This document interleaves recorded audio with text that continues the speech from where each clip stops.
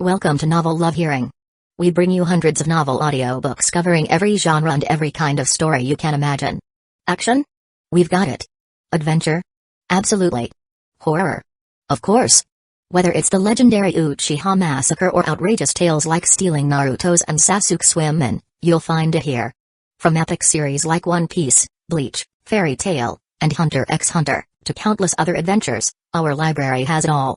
Love novels but don't have time to read? No worries, just plug in your earbuds, sit back, and let the story take over. Good listening, and happy hearing. To hone his skills, he had no choice but to rely on his own shadow clones. At the moment, the 7 shadow clones moved with precision, adopting a hit-and-run strategy to overwhelm him. Every time one attacked, 2 others flanked him, ensuring he couldn't isolate and eliminate them one by one. What made this sparring session truly unique was their mastery of chakra nature transformation. Each clone specialized in a single chakra nature, turning the session into a symphony of elemental power. For example, one clone charged forward, its blade engulfed in roaring flames. Another wielded a lightning-infused weapon, its strikes crackling with energy. From the side, a third clone swung a wind-enhanced blade, its edge sharp enough to rival the peak of a Chidori blade. In the rear, a clone armed with a water blade waited for an opening, its fluid movements mirroring the ebb and flow of the tide. Beside it, a figure with fists encased in solid rock charged with brute force, each step shaking the ground beneath them. 5 years. Kyosuke muttered under his breath, his voice calm as he dodged and parried with seemingly effortless precision. Despite their coordination, his shadow clones remain leagues behind his true self in strength. To make the training meaningful, he deliberately restrained his power, limiting his speed and strength to challenge his techniques and reflexes. Over the past 5 years, aside from unraveling the secrets of space-time barriers under Kaguya's guidance, Kyosuke had dedicated himself to mastering chakra nature transformation. Progress through the first 6 levels of mastery had come relatively easily, but now, every step forward required exponentially greater time, effort, and precision. Aside from his most frequently used lightning style, the other chakra natures had only recently reached level 7, granting him the ability to experiment with combining them to create new and unique Kekkei Genkai techniques. However, this was merely the beginning of a long and arduous journey. While the potential for innovation was vast, Kyosuke's attention was focused elsewhere. He sought something far greater. Mystical abilities that transcended the limits of ordinary Kekkei Genkai, powers that defied the conventions of the shinobi world and touched upon the realm of the divine. Clapping his hands together, Kyosuke merged the 7 chakra natures into one. The fusion triggered a peculiar transformation, giving birth to a pitch-black sphere that hovered ominously behind him. The moment the shadow clones sensed the anomaly, they instinctively tried to retreat. But it was too late.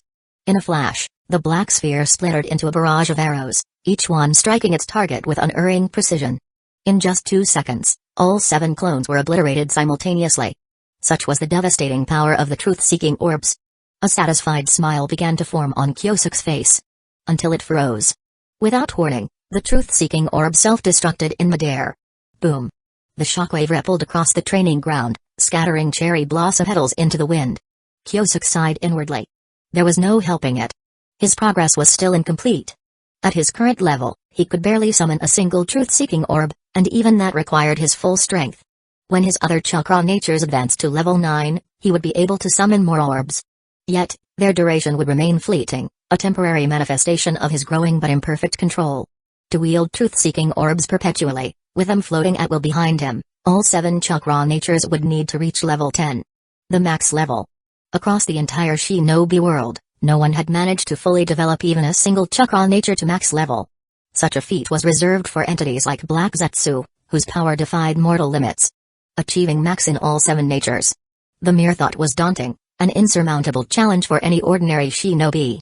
Yet, Kyosuke was no ordinary shinobi. With the shadow clone training method, combined with his sage body's regenerative capabilities to endure the strain and accumulate experience. Without these advantages, reaching his current level would have taken decades, if not an entire lifetime. The enhancements from an intermediate-level sage body are ultimately insufficient to rival Jinchuriki of tailed beasts. Kyosuke murmured, his gaze sharp with thought. To summon hundreds of shadow clones for simultaneous training, I need to break past my current limits. Only with a higher-level sage body can my chakra reserves reach the pinnacle of Super Kage-level strength. With that in mind, Kyosuke opened his system menu and reviewed his current stats. Name, Kyosuke Uchiha. Age, 21. Physical strength, Super Kage, low tier. Mental strength, Super Kage, low tier. Chakra reserves, Super Kage, Meteor, abilities mastered, various, omitted, KK Genkai, Eternal Mengekyo Sharingan, Sage Body, intermediate level, Chakra Nature Transformations, Fire, level 8, Water, level 7, Lightning, level 9, Wind, level 7, Earth, level 7, Yin, level 7, Yang, level 7, Ninja Tools, Kusanagi Sword, Ida Mirror Points, 85,100 over 5 years of relentless growth. Kyosuke had unlocked the full potential of his intermediate-level Sage Body. Even without relying on his perfect Susanoo or Sage Mode, he was already a true Super Kage-level powerhouse. An existence few could hope to challenge. Yet, Kyosuke knew this was far from enough. His future training hinged on advancing his chakra natures to max level. For that, he needed the unparalleled chakra reserves and regenerative capabilities offered by an advanced-level Sage Body. Such a breakthrough would not only allow him to wield the truth-seeking orbs at will but also significantly accelerate his progress toward awakening the Rinnegan. The benefits were undeniable. A conservative estimate suggested an advanced-level Sage Body could save him at least 30 years of effort, making it a worthy investment. Of course, it came with a steep price. 100,000 points, not a single point less.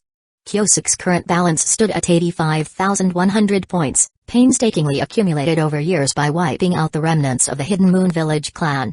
Despite his efforts, the gap remained. Unless he turned his blade against his own people. A thought he immediately dismissed. There was little hope of earning more points anytime soon. His only remaining option for returning to Earth lay in mastering the intricacies of space-time barriers, a task he estimated would require at least 3 to 4 more years of training. By the time he succeeded, the Warring States period might already be over. The thought brought a sigh of resignation to his lips. He had the power to move mountains, yet fate demanded patience. For now, all he could do was wait, train, and prepare for the world that awaited his return. As a gentle breeze stirred the cherry blossoms, their petals danced gracefully through the air, painting the garden in soft hues of pink. Hidden among the shadows, a small figure lingered, its gaze locked on the man standing amidst the serene beauty. Kyosuke, head bowed in thought, seemed lost in his own world, a faint sigh escaping his lips. Sensing an opportunity, the hidden figure crept closer, its movements clumsy and unrefined. Like a fledgling bird testing its wings for the first time. Take this. The cry shattered the garden's tranquility as the small figure leapt from its crouched position, launching a spirited, if poorly timed, attack. Kyosuke, unfazed, found the attempt almost endearing. With a slight tilt of his body, he effortlessly evaded the clumsy pounce. His lips curved into a faint smile as he extended 2 fingers, catching the child's collar before the boy could crash to the ground. Haruto. Kyosuke said, his tone laced with amusement. How many times have I told you not to shout during an ambush? Chapter 176, This couple gave birth to 2 chubby babies he. The little boy laughed awkwardly, squirming in his father's grip. His chubby cheeks jiggled with every movement, his expression equal parts mischievous and sheepish. A look that was irresistibly cute. Put me down, Papa. Haruto protested, wriggling harder. Kyosuke raised an eyebrow, a sly smirk forming on his face. Oh, I'll put you down, alright. Pinching his son's soft, pudgy cheeks as punishment. Kyosuke casually tossed him. Plop. Haruto landed on the grass with a muffled thud, rolling once before springing up like a little acrobat. His sprout-like top knot bobbed as he scrambled to his feet, barefoot and undeterred, clutching a bright red hula hoop in his tiny hands. With an excited gesture, he pointed the hoop at his father, his grin as wide as the horizon. Kyosuke crossed his arms, taking in his son's chaotic look, the sprout-like hairstyle, the bare feet, the cheeky grin. It was the spitting image of Nissa, the mischievous deity. It was Kyosuke's fault, really. His playful sense of humor had inspired the cosplay. And that hoop in Haruto's hands? A custom-made ninja tool crafted with yin-yang style as a birthday gift for his 5th birthday. A thoughtful gesture, in theory. Until Haruto started using it to ambush him at every opportunity. It seemed the Uchiha bloodline didn't disappoint. At just 5 years old, Haruto was already displaying his filial love in the form of sneak attacks. Kyosuke's eyes narrowed as flames suddenly surged to life around the hoop, licking the air with growing intensity. This little rascal. He muttered, raising his right hand and forming a one-handed tiger seal. With a flicker of chakra, a plume of fire erupted from his palm, matching the flames of Haruto's hoop. Unfazed, the boy spun the hoop faster, the fiery weapon blazing brightly as it whirled. Before things could escalate further, Kyosuke flickered to Haruto's side, snatched him up mid-spin, and hoisted him into the air. Ambushing your old man at 5, huh? Kyosuke said, his tone dripping with mock disapproval. If I don't teach you a lesson now, what will you grow into by 10? Realizing the danger he was in, little Haruto struggled with all his might, but how could he escape the clutches of Kyosuke, the great demon king? "Mom, save me!" The little boy unleashed his ultimate move, a desperate cry for help from his mother. Sure enough, the soft sound of approaching footsteps reached Kyosuke's ears. He sighed, his stern facade melting into a hopeless smile. Setting Haruto back on the ground, he moved quickly, delivering a light but firm smack to the boy's bottom. Smack. Ow! Haruto yelped, clutching his sore backside. He hopped around in exaggerated pain, puffing his cheeks indignantly. "One day, I'll defeat you," he declared, his voice muffled by the pout. Kyosuke couldn't help but chuckle. Despite the tiny tantrum, there was something undeniably endearing about the little rascal's spirit. Growing up surrounded by stories of Kyosuke's exploits, Haruto had come to regard his father as the strongest ninja in the world. An unbeatable legend. As for Earth, Haruto had no real understanding of what it was. He knew only that it was a far-off planet, distant from the moon, and that powerful ninjas lived there. But in his young mind, it didn't matter. No matter what Earth had to offer, his father was the strongest of them all. This unwavering belief filled Kyosuke with a strange, bittersweet pride. Haruto's strong-willed nature was already apparent at such a tender age. He took immense pride in his father's strength but was equally determined to surpass him one day. The boy's ambition was something that couldn't be ignored, even in his playful innocence. Kyosuke recognized this determination for what it was. A blessing. Without it, Haruto's exceptional talent might one day slip through his fingers, wasted by complacency. With Kyosuke's immense strength, the rare combination of Indra and Asura's bloodlines, and his mastery over all chakra natures, he was the perfect father figure. Yet, Kyosuke was keenly aware that, while his legacy was rich and powerful, it would be his son's own efforts that determined just how far Haruto would go. On the other hand, Haruto's mother, Mido, was no less remarkable. As a member of the Uzumaki clan, she was naturally blessed with an immense chakra reserve, far surpassing that of ordinary shinobi. From the moment of his birth, Haruto had inherited an extraordinary potential. One that could elevate him to the pinnacle of the shinobi world. However, how far Haruto could go ultimately depended on his own efforts. And on the guidance of his parents. Discipline was still necessary, of course. Without it, this little rascal might grow up to cause more trouble than even Kyosuke's patience could handle. "You too." Mido's voice broke through his thoughts, drawing Kyosuke's attention to her as she approached. Her elegant figure, enhanced by the white kimono she wore and her signature hairstyle, a bun adorned with charms resembling talismans, had always been a symbol of grace. All of it, Kyosuke thought with a smirk, was thanks to his diligent hard work. Most importantly, in her arms was the latest addition to their family, a porcelain doll of a daughter. After Haruto's mischievous arrival, Mido had become pregnant once more, and this time, they welcomed a beautiful little girl into the world. They named her Nagiza Uchiha.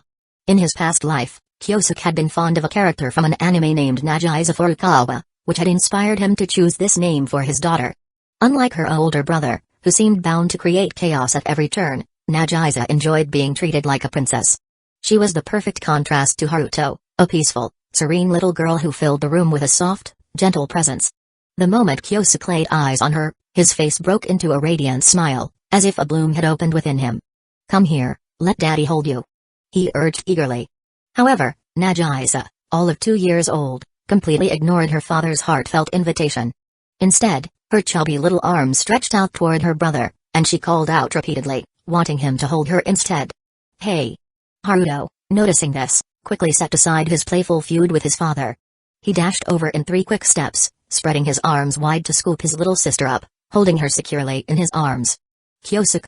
"Mido, oh degrees oh, Haruto, Nagiza." In keeping with the family tradition, the little cutie's favorite person was her big brother. No matter how hard the parents tried, there were times when they couldn't calm their crying daughter. But the moment Haruto appeared, her tears stopped as if by magic. Even her first words weren't mommy or papa. They were the sweetest little Onyai-chan to escape her lips. Nagisa's strong bond with her brother became one of Haruto's key motivations to grow stronger. He vowed to protect her, no matter what. Kyosuke often praised Haruto for his devotion, calling him a true little man for his protective nature. In truth, seeing the siblings' love for each other was far better than any rivalry could ever be. Kyosuke would never allow his family to experience tragedies like those that had befallen the Fugaku Uchiha household. Lifting both children in his arms, Kyosuke smiled warmly and said, "Let's go home." The Kyosuke family lived happily together on the moon. Little did they know, however, that the shinobi world had already descended into chaos. Kyosuke Uchiha's sudden disappearance did not go unnoticed. The absence of the Demon King, Raksha, left a gaping void in the balance of power, and the ripple effects were felt across the shinobi world. The Senju clan, sensing an opportunity with the loss of the Uchiha's greatest threat, seized their moment. During a grand wedding ceremony, the leader of the Uchiha clan, Madara Uchiha, boldly appeared alone and publicly challenged the ever-dominant Senju Hashirama. Many had long believed Madara's strength to be inferior to Hashirama's. However, when they truly clashed, everyone realized that Madara had somehow tamed the mighty Nine Tails. The combination of Madara's Susanoo and the Nine Tails was a force of unparalleled destruction, pushing Hashirama to his limits. Only with his mastery of Sage Mode and the power of his wood golem did Hashirama manage to hold his ground. The battle that ensued shattered the Senju clan's once unbreakable prestige, and the other clans hesitated to pledge allegiance to them. It became undeniable, the Uchiha clan was still a force to be reckoned with. 2 years of uneasy peace followed, but war between the Senju and Uchiha clans reignited, sparked by reasons that no one could fully recall. At the war's outset, Senju Obirama sought to challenge Madara head-on. However, Madara's devastating tailed beast bomb shattered Obirama's defenses, and had he not used the Flying Thunder God technique to escape, the Senju second Hokage would have met a grim fate. With his unmatched strength, Madara nearly crushed the Senju's main forces alone. But just as the tide seemed to favor the Uchiha, Hashirama arrived, his presence turning the battle around and bringing balance to the scales. The two legends clashed fiercely once again. Using the immense power of his Sagewood Golem, Hashirama managed to hold off Madara's armored Susanoo, preventing the Uchiha from gaining a decisive victory. The battlefield fell into a tense stalemate, with neither side able to claim dominance. Meanwhile, Izuna Uchiha, having transplanted Sage body cells into his own body, sought out his old rival, Tobirama Senju. Through the reckless use of his Mangekyo Sharingan, Izuna slowly began to edge out Obirama in their brutal duel. Given their long-standing prominence, the performances of these seasoned shinobi were to be expected. The true rising star, however, was the fourth Mangekyo Sharingan user, Kaku Uchiha, whose personality had drastically changed since Kyosuke's disappearance. She was now a relentless, fearsome presence. Her killing intent was so intense that it seemed as though she were ready to strike down anyone who dared cross her path. While she couldn't match Madara's raw power or dominance, Kaku's impact on the battlefield was undeniable. She had become one of the Uchiha clan's sharpest and most dangerous weapons. But recently, Kaku had mysteriously vanished from the battlefield. Apart from a select few, no one knew where she had gone, adding an air of uncertainty to the already chaotic war. Chapter 177, Kaku and Yaoi. In the eastern region of the Land of Fire, the Hyuga clan stood as a symbol of strength and tradition. In recent years, however, the Hyuga clan seemed to have vanished from the public eye, their low profile so extreme it bordered on the unnatural. Rumors spread far and wide, claiming that Hyuga Tenjin, the once ambitious clan head, had suffered a severe blow, forcing him to abandon his lofty goal of dominating the Land of Fire. After all, why else would that power-hungry ambitious man restrict the activities of his clan members? After all, what other reason could explain why that power-hungry man would restrict the activities of his clan members, retreating into silence? Yet, only a select few knew the truth. The Hyuga clan had long since changed hands. 2 years after Hyuga Tenjin's mysterious disappearance, Yaoi launched a daring coup. Armed with the overwhelming power of the Tenseigan and backed by her loyal subordinates, freed from the oppression of the cursed seal of the caged bird, Yaoi acted swiftly and decisively. Her success was absolute. Not only did she annihilate the loyalists of the main branch, but she also struck down the formidable elders who had once been the pillars of the clan's strength. In truth, Yaoi had gambled everything on a single belief, that Hyuga Tenjin would never return. Time proved her gamble correct. Under Yaoi's iron-fisted rule, the Hyuga clan underwent a complete transformation. From its very foundations to its leadership, the clan was reshaped in her image, filled only with those who had sworn unwavering loyalty to her. As for her method of securing such loyalty, it was simple yet ruthless, proving one's faith and ability earned a chance to have the cursed seal of the caged bird removed. A prize so coveted that it turned even reluctant allies into devoted subordinates. Unlike her predecessor, Yaoi cared little for the risk of the Byakugan being exposed to outsiders. For her, cultivating subordinates capable of awakening the Tenseigan far outweighed any potential cost. This marked the decisive difference in vision and ambition between her and Hyuga Tenjin. Now, 5 years into her reign, Yaoi believed the time had come to lift the restrictions on her clan members. The reason was simple: she had reached the final stage of the Tenseigan's gestation. With her mastery over overwhelming gravitational and repulsive forces, Yaoi was confident she could face any Kage-level opponent. Once she advanced further and awakened the unique chakra mode of the Tenseigan, only a handful of individuals in the entire world would pose a threat to her. Years of patience and meticulous planning, combined with the torment of assimilating foreign chakra, had culminated in her overthrow of Tenjin's reign.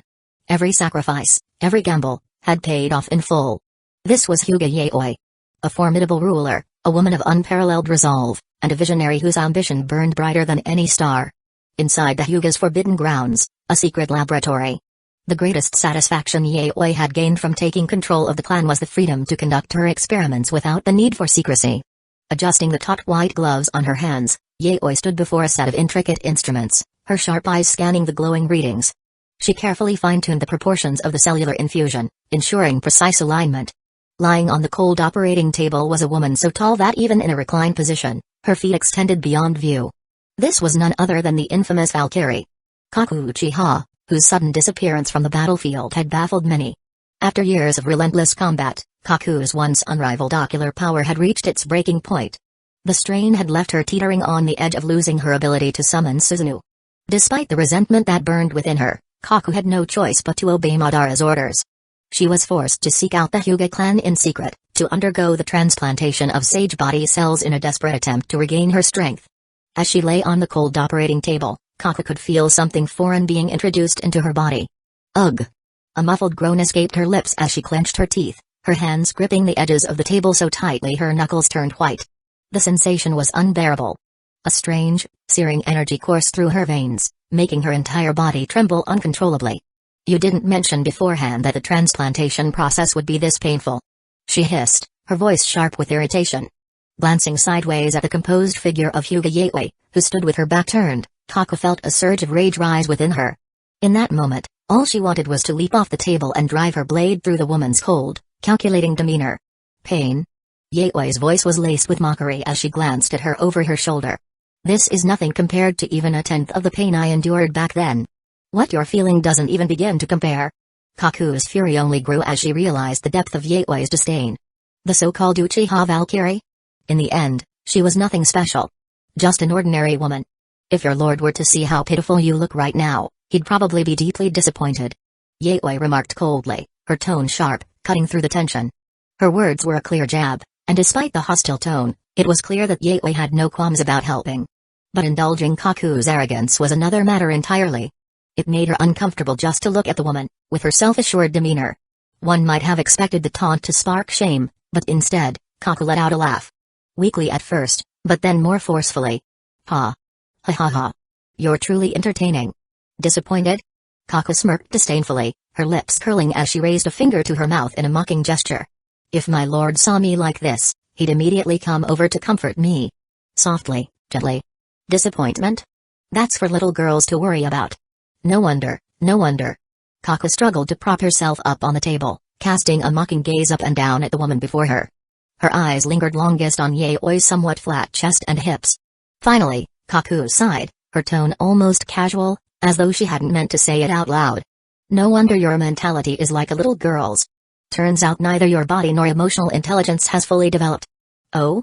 Kaku suddenly paused, as though the realization had just dawned on her.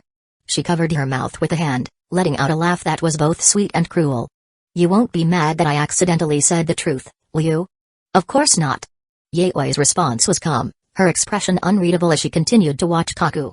Then, without so much as a flinch, she turned and accidentally bumped into the switch that intensified the cellular infusion. In the next moment, Kaku's scream shattered the tense silence in the lab, echoing off the walls as the searing pain coursed through her body. Oh dear, I didn't mean to. Are you alright? Yaoi's face remained expressionless, but her eyes glittered with a certain satisfaction. Her demeanor practically screamed, yes, I did it on purpose. You. Stop it. Kaku gritted her teeth, struggling against the unbearable sensation. Stop what? Do you want me to rush over and comfort you with soft, gentle words? Yaoi's voice was calm, laced with a hint of mockery. You bastard. Just wait, I'll get you for this. Kaku spat, her voice filled with venom, though it was clear her strength was waning. The procedure dragged on, and the agony stretched into what felt like an eternity. When it finally came to an end, Kaku could feel her ocular power gradually returning, her vision clearing. She let out a long, exhausted breath, her sweat-drenched body collapsing back onto the operating table. TCH. It was clear that Kaku was the type to forget pain as soon as the wound healed. Finding herself idle, she immediately resumed provoking the woman across from her. Some people secretly crave something, yet they insist on pretending they don't want it. How pitiful.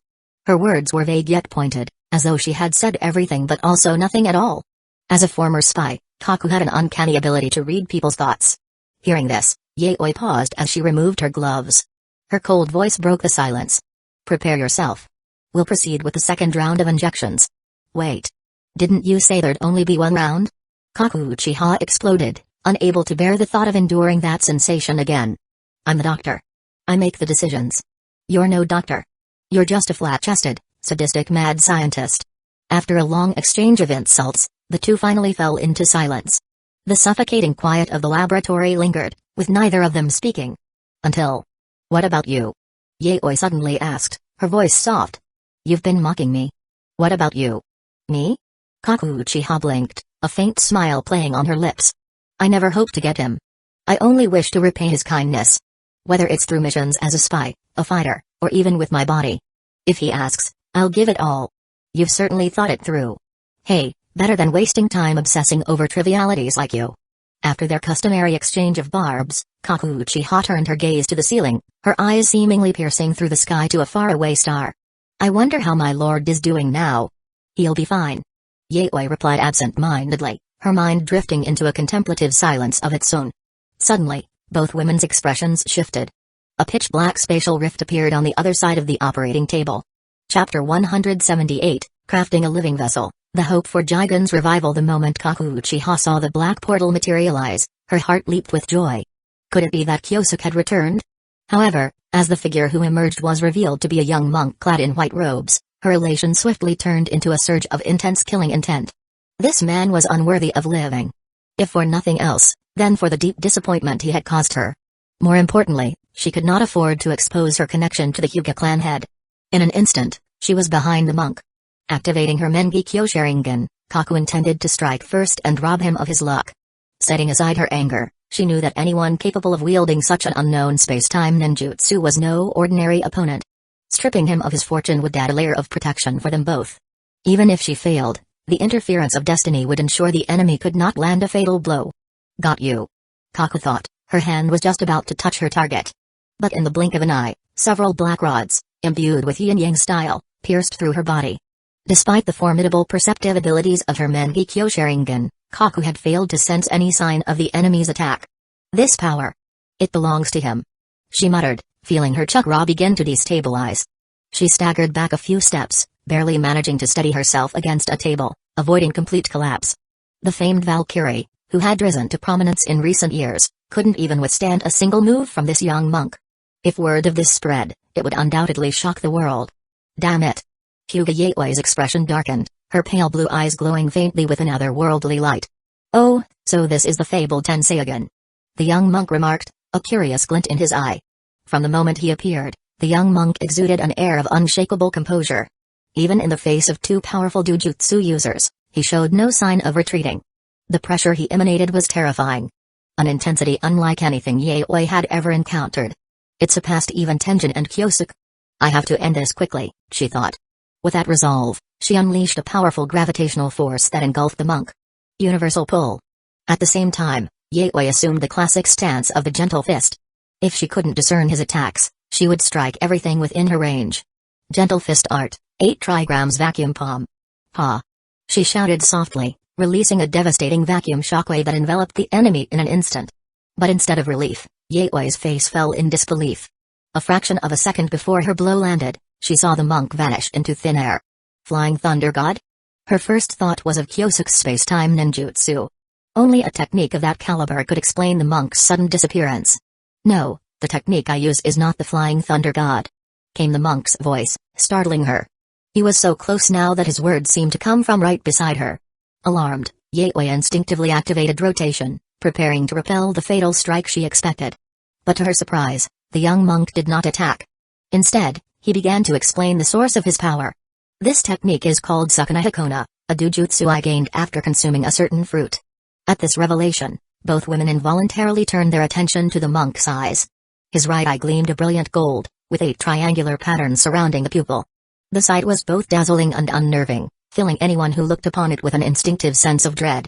As for his left eye, it was none other than a Byakugan. A dujutsu unique to the Hyuga clan. Curious about this one, are you? The monk asked, gently stroking his left eye.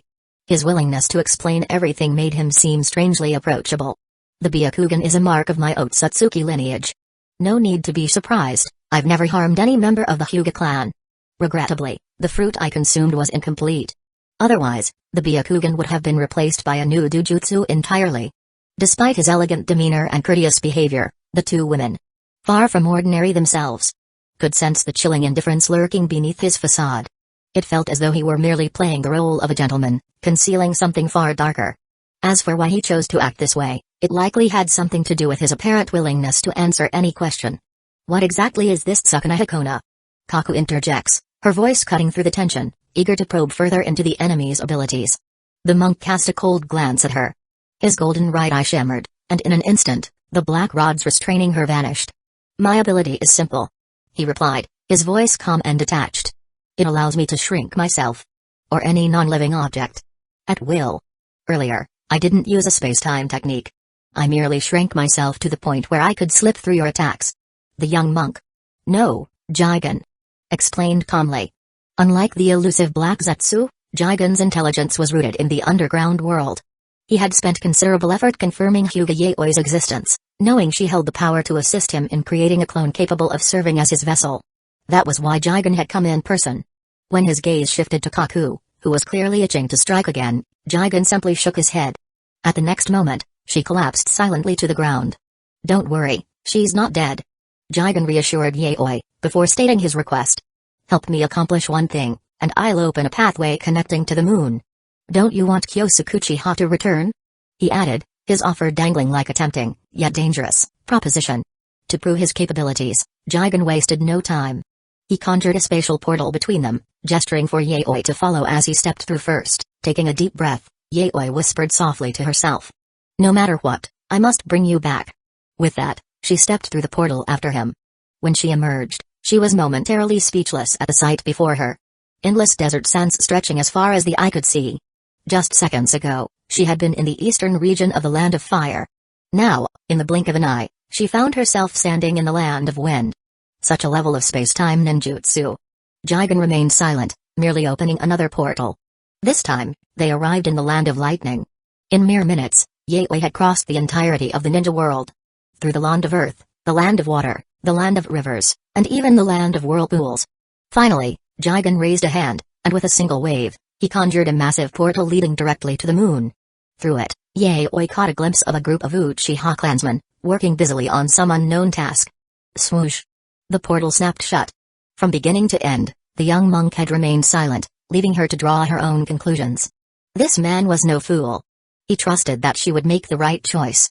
And if she didn't, he would assist her in doing so. Whether through the annihilation of the Hyuga clan or by other, more brutal means.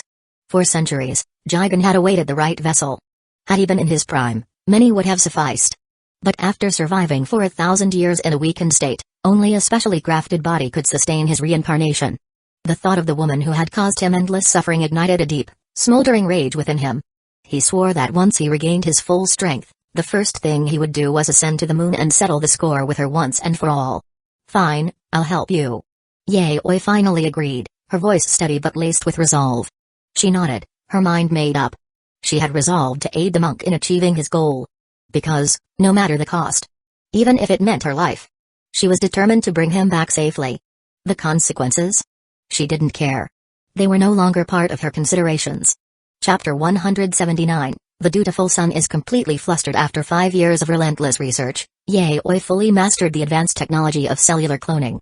In other words, she had achieved the ability to create a living organism that precisely met Jigen's exacting demands.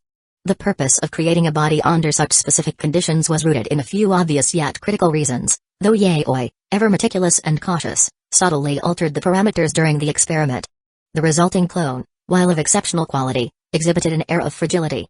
Its physical development would require prolonged cultivation, likely spanning many years before it could achieve full functionality. Jigen, however, remained utterly unconcerned. If the tool works, that's all that matters. He said, his voice steady and resolute. I've waited thousands of years.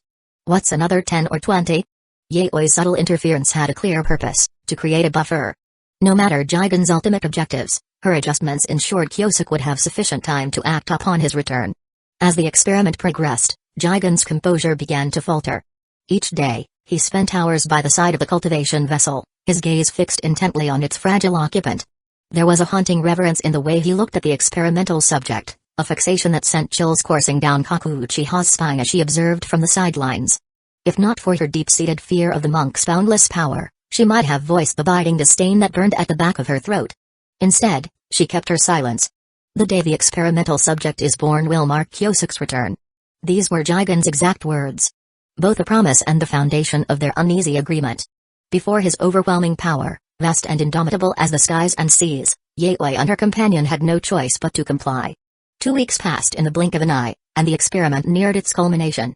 Jigen awaited the vessel's completion with an eagerness that bordered on obsession. Yaoi, in contrast, pinned her hopes on Kyosuke's long-awaited return. Yet not everyone shared their anticipation. Hidden in the shadows, Black Zetsu seethed with unease. What on earth is this Hyuga Yaoi woman up to? In its millennia of existence, Black Zetsu had rarely experienced such a sense of unease, let alone panic. The prospect of failure didn't frighten it, failure was a mere setback. It could always adapt, and start again. Its unwavering resolve to fulfill its mission, to bring its creator's will to fruition, had never faltered. But this situation was entirely different. How could it not understand the kind of being Jigen was? Even if the monk shrouded his true nature in secrecy, the countless centuries he had lived betrayed glimpses of his overwhelming power.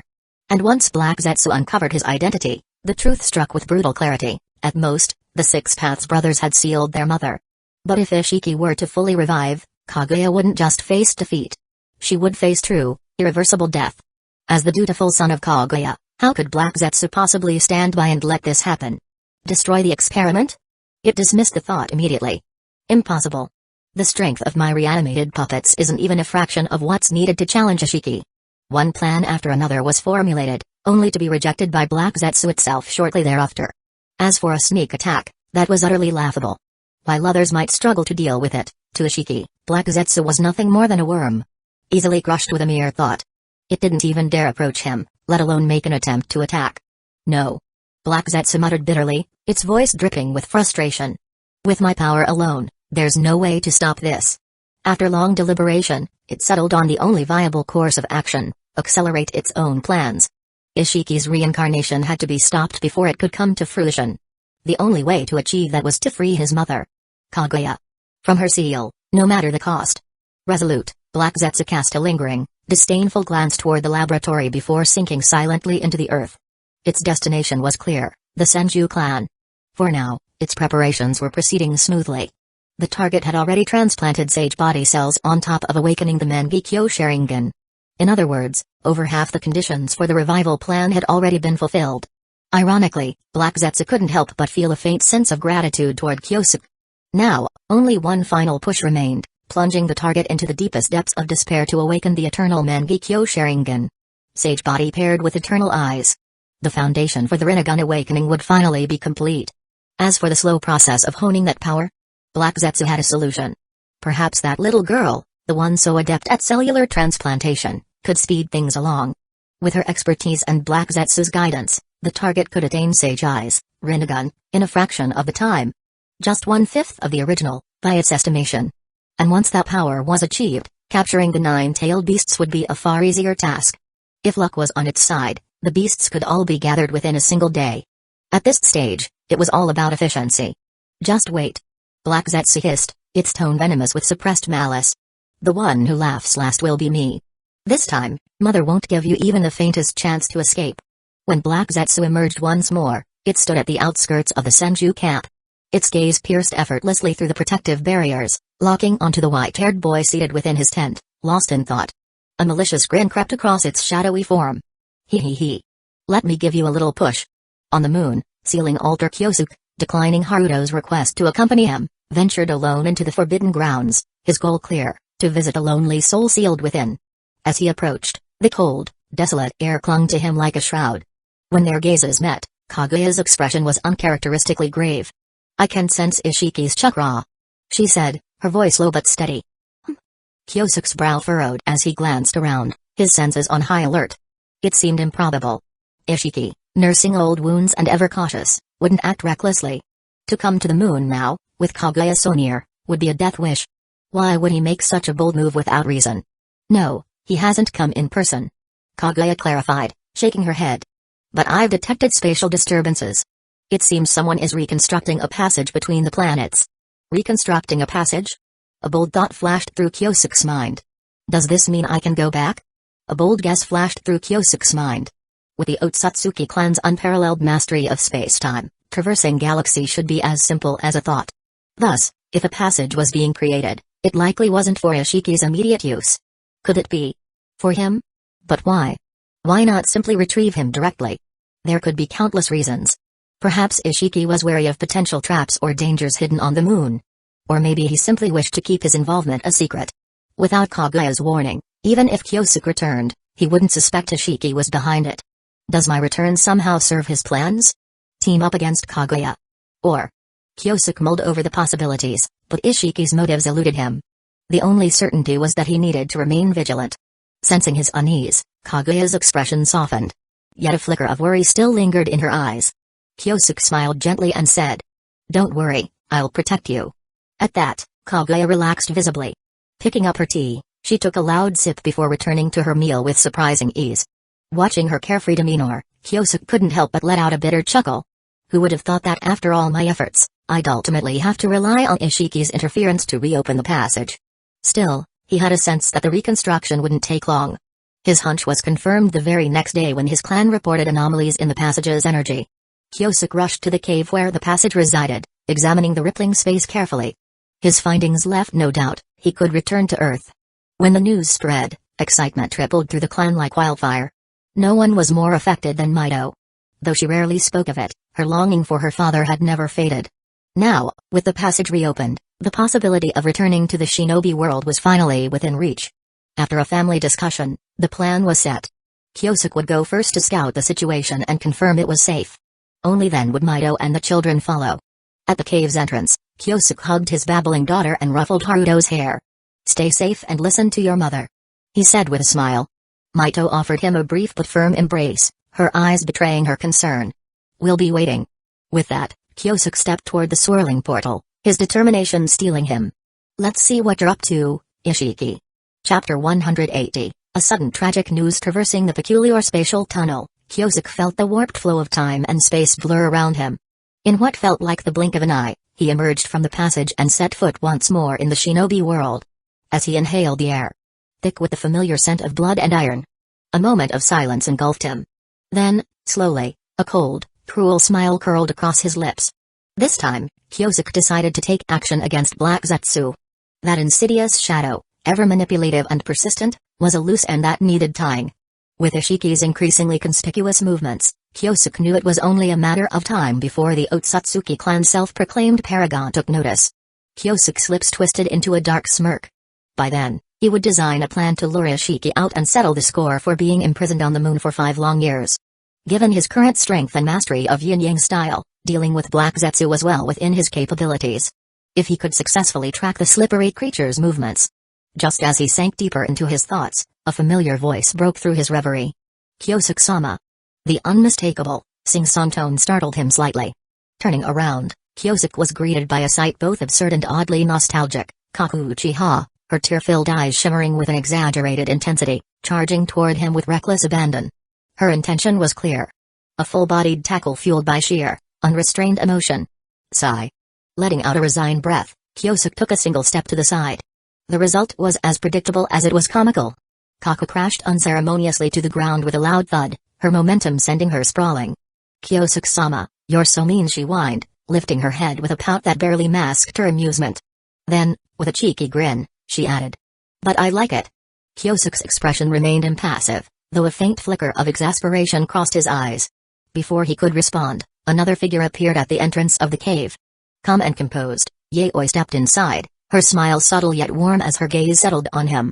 "Welcome back," she said softly, her voice carrying a quiet sincerity that contrasted sharply with Kaku's theatrics. Kyosuke gave her a brief nod, his stoic demeanor betraying none of the emotions swirling within. Hyuga clan, forbidden laboratory. The air in the dimly lit laboratory was thick with tension. So, that bastard, Jigen, has already fled with the vessel, hasn't he? Kyosuke's voice was cold, though a trace of frustration seeped through his calm facade. Just as he was preparing to deal with Black Zetsu, an even graver situation unfolded before him. With the vessel now in hand, it meant Otsutsuki Ishiki's complete resurrection was imminent.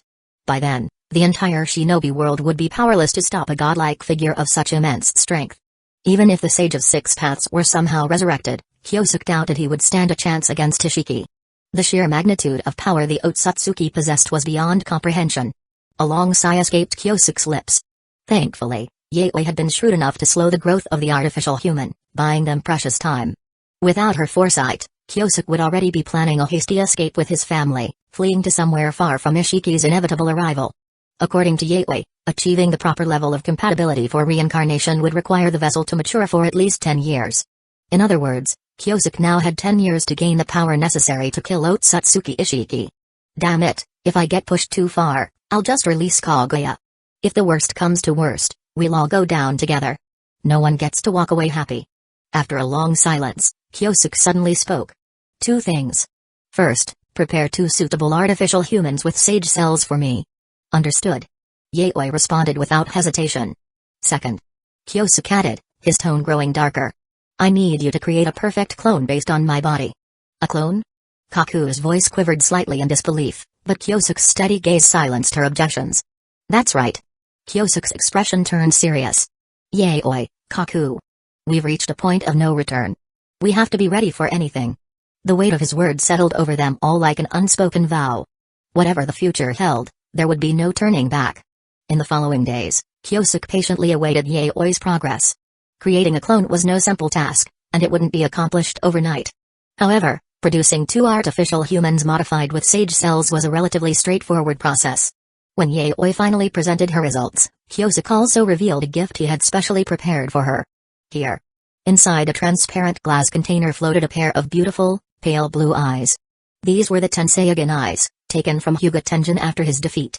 That old man wanted to seize your ocular power, didn't he? Now, by absorbing these, you can give him the greatest payback. With a slightly trembling hand, Yaoi accepted the container, her gratitude reflected in her soft smile. With the power of these eyes, she would quickly surpass the activation stage of the Tenseigan. Once she awakened its unique chakra mode, she would rise to the ranks of the shinobi world's top-tier powerhouses. She would gain the strength to stand on equal footing with titans like Madara and Hashirama. More importantly, there were no limits to the potential of her eyes. She could continue evolving toward even greater heights. Yet, despite this newfound hope, her heart still carried a heavy burden. The pressure from that enigmatic monk in white had been overwhelming and indescribable. Even if she overcame the barrier that countless others could only dream of and gained super shadow-level combat prowess, Yaoi still lacked the confidence to defeat Jigen. That man was an absolute anomaly, defying all conventional rules. Noticing her solemn expression, Kyosuke sighed helplessly. He extended a hand to touch the 2 modified bodies before him. The Otsutsuki clan is an incredibly terrifying existence in this universe. The current situation was too complex. Every additional ally was invaluable. Thus, Kyosuke saw no reason to withhold the truth about their enemy. After his concise explanation, Yaoi was left utterly stunned. As for the 2 modified bodies, they were now shrouded in a faint layer of shadow. Moments later, it was as though life had been breathed into them. They began tentatively moving their limbs. This body isn't too bad, I suppose, grumbled number 2, clearly pleased but unwilling to admit it outright. Number 3, on the other hand, displayed pure joy, eagerly inspecting its new form with excitement.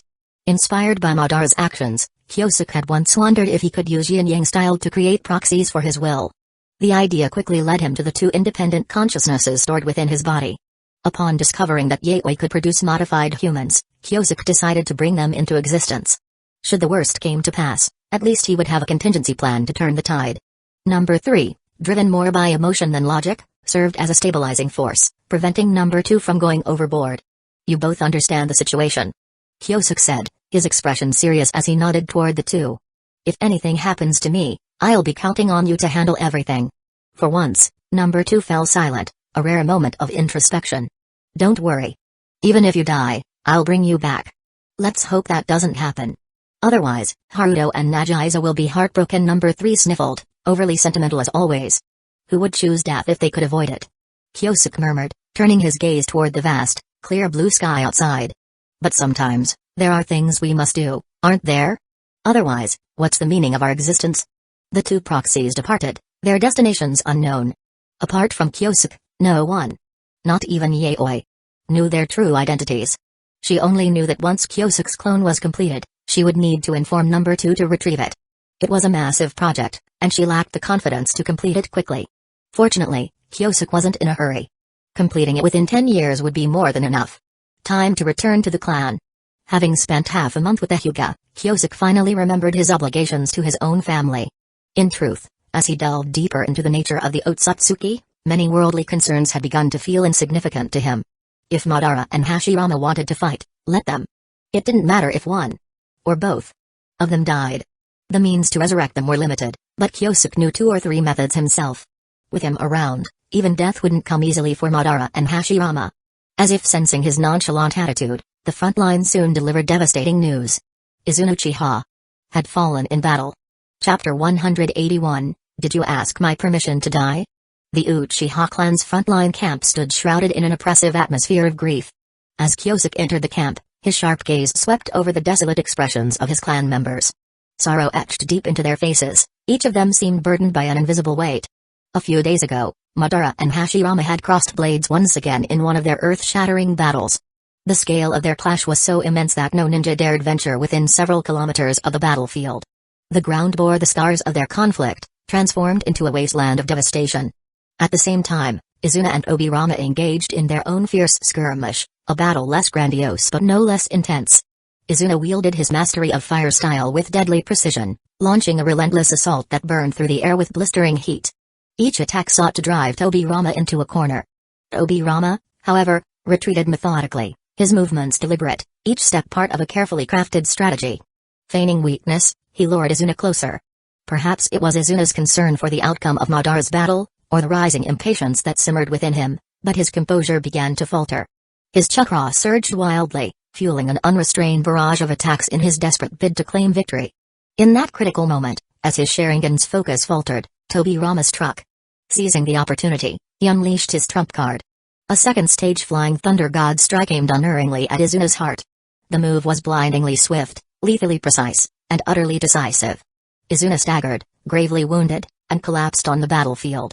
Madara, seeing his brother fall, abandoned his confrontation with Hashirama to shield Izuna, enduring Obirama's relentless pursuit as he carried him back to safety. But alas, the injury to Izuna's heart was beyond salvation. Even the legendary healing capabilities of the Senju's sage cells could undo the damage. The fact that Izuna had held on this long was already a testament to his incredible willpower. Brother. Izuna's voice was faint, his words carrying the weight of his final moments. Do not trust the Senju. They're deceiving us. His lips curved into a bittersweet smile. After my death, live on for me. With my eyes. With those final words, Izuna passed away. The once proud and unshakable Madara Uchiha, who had always stood above others with unmatched resolve, crumbled under the weight of his grief. Bowing his head for the first time, he wept bitterly over his brother's lifeless body. Now, Izuna's body lay in state within the command tent. The entire camp was cloaked in a deafening silence. No one dared approach Madara. Not after the last few who tried were sent flying by a single strike of his Susanoo. Those unfortunate souls were now being treated by the camp's medical ninjas. Kyosuke sighed as he surveyed the somber scene. Late again. He muttered under his breath, brushing aside the anxious inquiries of nearby clansmen. As he reached the entrance, a hoarse, furious voice erupted from within, the sound raw and heavy from prolonged silence. Leave. Kyosuke paused briefly, his hand hovering near the curtain. Ignoring the warning, he pushed it aside and stepped inside. The interior of the shrine was dimly lit, the air thick with the weight of grief and simmering anger. Madara sat cross-legged before Izuna's coffin, his head wrapped in thick bandages. A mark of the recent transplantation of Izuna's eyes. Seeing someone dare to intrude, Madara clenched his fist, suppressing his rage. The air seemed to warp under the oppressive waves of violent chakra radiating from him, causing the entire tent to tremble. You've lost even your basic senses, haven't you, Madara? Kyosuke's calm, measured voice sliced through the suffocating tension like a sharp blade. The familiar tone reached Madara, halting the turbulence of his chakra, though the chilling aura surrounding him lingered. Kyosuke stood still, meeting Madara's gaze, and a heavy silence settled between them. Perhaps this was the curse of the Uchiha's Sharingan. To awaken such power meant to tread an irreversible path of darkness. You're back. Madara said at last, his voice cold and devoid of warmth, even for Kyosuke. He knew Kyosuke must be harboring resentment toward him. If not for being imprisoned on the moon, there was no way Kyosuke would have allowed Izuna to fall to Tobirama's blade. Barely. Kyosuke replied, the lie slipping from his lips effortlessly, his tone casual and unbothered. Without waiting for Madara's response, he moved to Izuna's coffin and began adjusting the ceremonial garments draped over the lifeless form. Madara's eyes narrowed, suspicion creeping into his voice. What are you doing? Tidying up. We're leaving. Kyosuke said nonchalantly as he hoisted Izuna's body onto his shoulder with practiced ease. Only Kyosuke could act so brazenly in Madara's presence. It was a testament to their bond that Madara didn't strike him down immediately for such insolence. I can save him. Kyosuke stated plainly. The moment Madara heard those words, he sprang to his feet, his hands trembling slightly. Is that true? Kyosuke rolled his eyes, his tone dripping with sarcasm. Do I look like someone who'd joke about this? He gave Izuna's lifeless body a pat and added dryly. Good thing you preserved the body so well. If it had started to rot, this would have been a lot harder. Madara didn't fully believe in the possibility of resurrection. Such miracles existed only in stories. He himself had read fictional tales of revival during his rare leisure moments and even appreciated the author's creativity enough to tip them generously. But reality was far harsher than fiction. No jutsu had ever achieved what Kyosuke now claimed. Yet Kyosuke was no ordinary man. Time and again, he had defied the impossible. If anyone could achieve such a miracle, it was him. Madara's hesitation didn't go unnoticed. Oh, wait. Kyosuke said, almost as an afterthought. He created 2 shadow clones in a flash, transforming them into near-perfect replicas of Madara and Izuna. Madara's brow furrowed. What are you doing now? Just some precautions. Kyosuke replied cryptically, his focus on the clones. You never know who might be watching. This is the Uchiha camp. Madara said, his voice tinged with impatience. Who would dare intrude here? Kyosuke ignored the remark, placing a firm hand on Madara's shoulder. I'll explain everything when we get there. Before Madara could protest further, they vanished from the tent, leaving behind the illusionary clones. Their destination, the moon base. Upon arriving on the moon, in the chamber of Tenseigan, energy vessel, Madara's injured eyes, still recovering from the trauma, prevented him from fully appreciating the planet's breathtaking view. He couldn't bring himself to admire the vastness of space, the distant beauty of Earth hanging like a blue gem in the void. Instead, his entire focus remained fixed on Kyosuke and the salvation he promised for Izuna.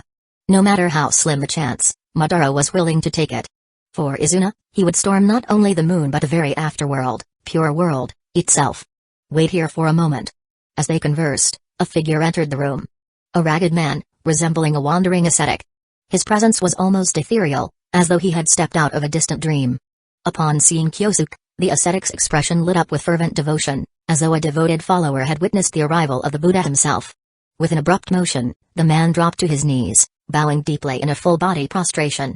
Kyosuke cast a brief, cold glance at the ascetic. He didn't acknowledge the gesture, instead pointing to Izuna's body. Bring him back. As you command, my lord. The ascetic replied, his voice reverent and unwavering.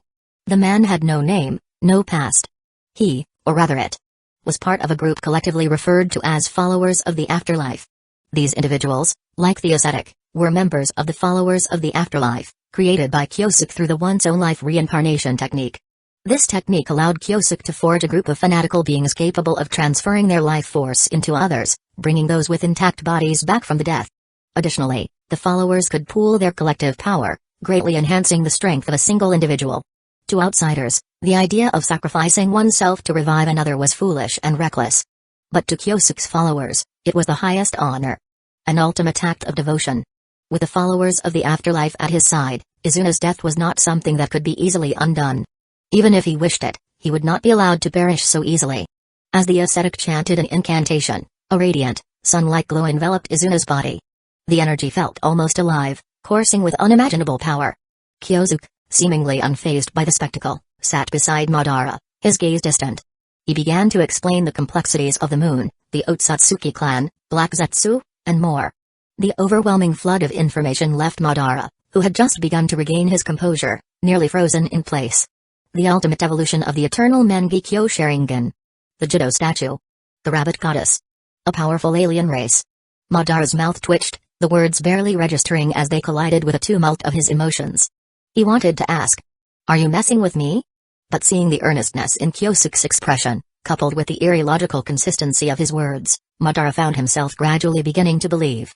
So, You're saying that some mastermind has been watching the Uchiha all this time, searching for a vessel to resurrect Kaguya. Exactly. Kyosuke slapped Madara on the shoulder with a grin, his voice suddenly taking on the enthusiasm of a charismatic salesman. Rejoice, dear viewer. You are the one and only suitable candidate in millennia. Madara blinked, taken aback by the shift in tone. For just 998 ryo, you can take home the Jado statue. Kyosuke continued, with a flourish. Along with even more surprises waiting for you later. Chapter 182, The Three Brothers Reunite. A series of shocking revelations left Madara frozen in place, utterly dumbfounded. Kyosuke had made up his mind. Rather than staying constantly on the defensive, it was better to lay the danger bare and confront them head-on. With Madara Uchiha on the verge of awakening the eternal Mangekyo Sharingan, it was clear that he had gained the power to shape the most profound crisis of the shinobi world. Kyosuke, who had never wanted to face these challenges alone, naturally welcomed someone with whom he could share his burdens with. Seeing Madara in a state that screamed, "I need time to process this," Kyosuke shrugged and turned his focus back to carefully observe Izuna's condition. Because of this, he did not notice that Madara behind him was silently watching him the entire time. His expression was deep, his hands clenched into tight fists, as though struggling to contain something within. It was clear that, in this moment, the man destined to become the ghost of Uchiha was consumed by thoughts no one could guess. "I'm done." A sudden shout snapped Madara out of his train of thoughts. When Kyosuke turned around in surprise, he saw that Izuna's body had returned to its former state. Even though Madara could not see, his ability to sense the chakra had not diminished. Or rather, any ninja with a bit of skill present could feel the overwhelming life force surging within Izuna's previously lifeless body. Izuna. He's truly been brought back to life? Madara's voice trembled, betraying a rare vulnerability. Perhaps he had never dared to dream that such a moment was even possible. That his younger brother could be returned to him. In this world, no one was more important to Madara than Izuna. His brother's death had marked the shattering of everything he held dear. Under the influence of the Mangekyo Sharingan, his grief had spiraled into a darkness he couldn't control. He had cast aside all sentiment, believing it to be useless. Yet here, before him, was a miracle. A chance he thought he had lost forever. Blindly, Madara reached for his brother's cold hand, gripping it tightly as though to reassure himself that this was real. He pressed his ear against Izuna's chest. Thump, thump, thump. The strong, rhythmic heartbeat instantly brought a mist of tears to Madara's eyes. Fortunately, the bandages covering his eyes concealed his face, sparing him the embarrassment of losing composure in front of Kyosuke today. With a soft clap of his hands, Kyosuke signaled for two of his subordinates to enter and carry away the lifeless body of the deceased who had been sacrificed. These individuals were extremely valuable and rare resources, and Kyosuke did not have many at his disposal. It often took a long time to cultivate even one. Learning the necessary ninjutsu was relatively easy, but the brainwashing process was far more difficult. Including the one who had just been sacrificed, Kyosuke currently had only 12 more of these individuals left. Considering the ever-present dangers of the shinobi world, Kyosuke needed to keep a sufficient number of powerful cards up his sleeve, ready for any situation that might arise. Though it might seem like there were only 12 of them, the combined life energy they could provide was enough to multiply Kyosuke's chakra reserves several times over, with an effect comparable to the 8 inner gates formation. When the time came for Ishiki to truly emerge, these 12 would serve as gifts from Kyosuke to him. Whether Ishiki would be able to handle them or not, however, remained to be seen. In the Moon Palace, within the chamber of Tenseigan, energy vessel, Madara sat cross-legged on the ground, his expression stiff. Meanwhile, Kyosuke's young daughter, Nagi's Uchiha, was climbing all over him. Her large, bright eyes, filled with curiosity, gazed intently at the stoic Madara, and her chubby little hands reached out eagerly to grab the corner of his robe, trying to put it in her mouth as if it were some kind of toy. Seeing this, Naruto, who had been quietly observing from the side, quickly moved in and stopped his younger sister from continuing. At the same time, he cast furtive glances at Madara's dark, stern expression. So scary. But this uncle is so cool. Naruto's eyes sparkled with admiration. It was clear from his gaze that Madara fit his ideal image of a hero far better than his own father, Kyosuke, did. It seems they really like you. Kyosuke said with a mischievous smile, clearly finding amusement in Madara's rare moment of helplessness. When will Izuna wake up? Madara asked, holding the two children awkwardly in his hands.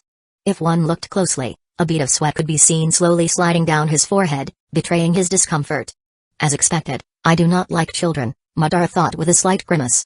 He lowered his head in silence, his resistance to the notion of having children of his own becoming increasingly apparent. After all, he was firmly part of the fear of marriage faction, as some might call it. He hadn't expected that Kyosuke, who had been absent for 5 years, would return with 2 children in tow. Speaking of which, weren't Hashirama's brats around the same age as these two? Don't worry, Kyosuke said casually, his tone relaxed. He might even wake up in just a moment. Before Kyosuke could finish his sentence, both he and Madara turned their heads sharply toward a disturbance behind them. There, staggering toward them, was Izuna Uchiha, his expression dazed and filled with confusion, as though he had just woken from a long slumber. Kyosuke? Big brother. Have you both died too? Izuna muttered, still trying to comprehend his surroundings. After a brief explanation of the situation, Izuna, still feeling a mixture of disbelief and gratitude, gave Kyosuke's shoulder a firm punch. It was his way of expressing thanks for bringing him back to life. Izuna. Madara paused, his voice softening for a moment, before he reached up to touch the bandages covering his eyes. His fingers brushed against them lightly, as if grounding himself in the reality that his brother was truly alive once again. While his brother's revival was undoubtedly a blessing, Madara couldn't ignore the lingering guilt in his heart. The fact that Izuna's ocular power had been absorbed into his own eternal Mengekyo Sharingan meant that the Sharingan could not be returned to him. Without the support of the Mengekyo Sharingan, Izuna's strength would inevitably diminish, making any future battles far more dangerous for him. Perhaps sensing his brother's unspoken guilt, Izuna waved a hand with a carefree smile, as though to brush aside the matter. It's all right, big brother. I'm already grateful just to have my life back. Besides, Izuna added, his expression shifting to one of confidence as he touched his fully restored eyes. These new eyes work well. I'm confident I'll be able to evolve them again in no time. During Izuna's resurrection, Kyosuke had ordered his men to implant a spare pair of Sharingan into his eyes. Though they weren't at the level of a Mangekyo, they were more than sufficient to maintain his combat prowess. And as Izuna said, given his exceptional talent and the aptitude that ran in his veins, it wasn't impossible for him to awaken the Mangekyo Sharingan again. Let's not forget, he now has Sage Body's cells within him. These cells naturally nurtured the Sharingan and, in theory, would make it easier for him to awaken them again. As for his personal safety, Izuna, stay at the moon base for now, Kyosuke suggested. I need someone to help me manage things here. The resurrection of the dead would undoubtedly shock the world, and the last thing Kyosuke wanted was to have Izuna's presence become a focal point of unrest. More importantly, as long as Izuna lived, Madara wouldn't descend into the depths of despair. That meant Black Zetsu would likely take more drastic actions. Rather than living in constant vigilance, it would be better for Izuna to remain on the moon, where he could also help Kyosuke monitor the situation in relative safety. Hearing Kyosuke's suggestion, Madara immediately nodded in agreement. He even stated outright, the current war is still undecided. You should stay here for the time being. But big brother, Izuna started, clearly reluctant. Listen to me. Madara's tone hardened, cutting him off decisively. His voice left no room for argument. There were many Uchiha clansmen on the moon, making it a more suitable environment for Izuna. Free from the chaos of war.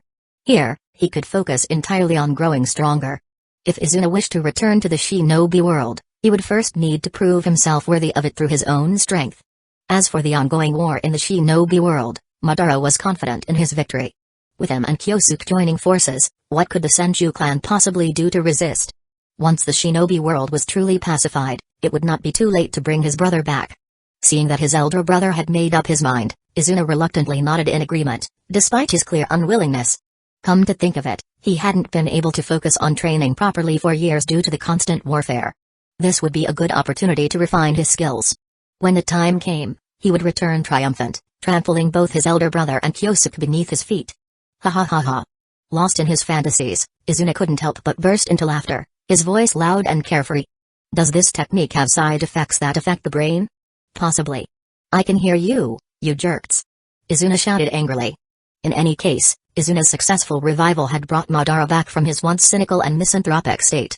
Now, all that remained was the war with the Senju clan. And Madara was more than ready for it. Chapter 183, Kaku, the advantage lies with me, the ninja world, Uchiha clan's territory. Wow. Little Haruto carried his younger sister in his arms, darting through the quiet clan grounds, his laughter light and carefree. The moon was great in every way, except that it was a little too quiet.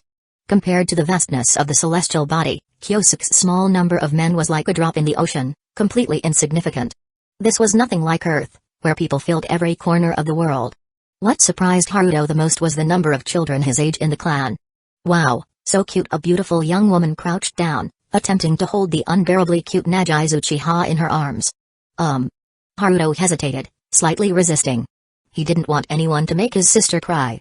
In truth, Nagisa was rather shy with strangers, clinging tightly to her parents and brother. Strangers, no matter how kind, never seemed to win her over easily. The only exception had been the cold, distant uncle she had met the day before. Was expected, the moment she left her brother's embrace, Nagisa immediately burst into loud wails. The pretty young woman awkwardly smiled, hastily returning the child to Haruto's arms. Few you siblings must share quite the bond. She sighed with some admiration. Hee hee. Haruto hugged his sister tightly, bowing politely before continuing to wander around the clan grounds. His father had told him there was nothing to worry about anything here.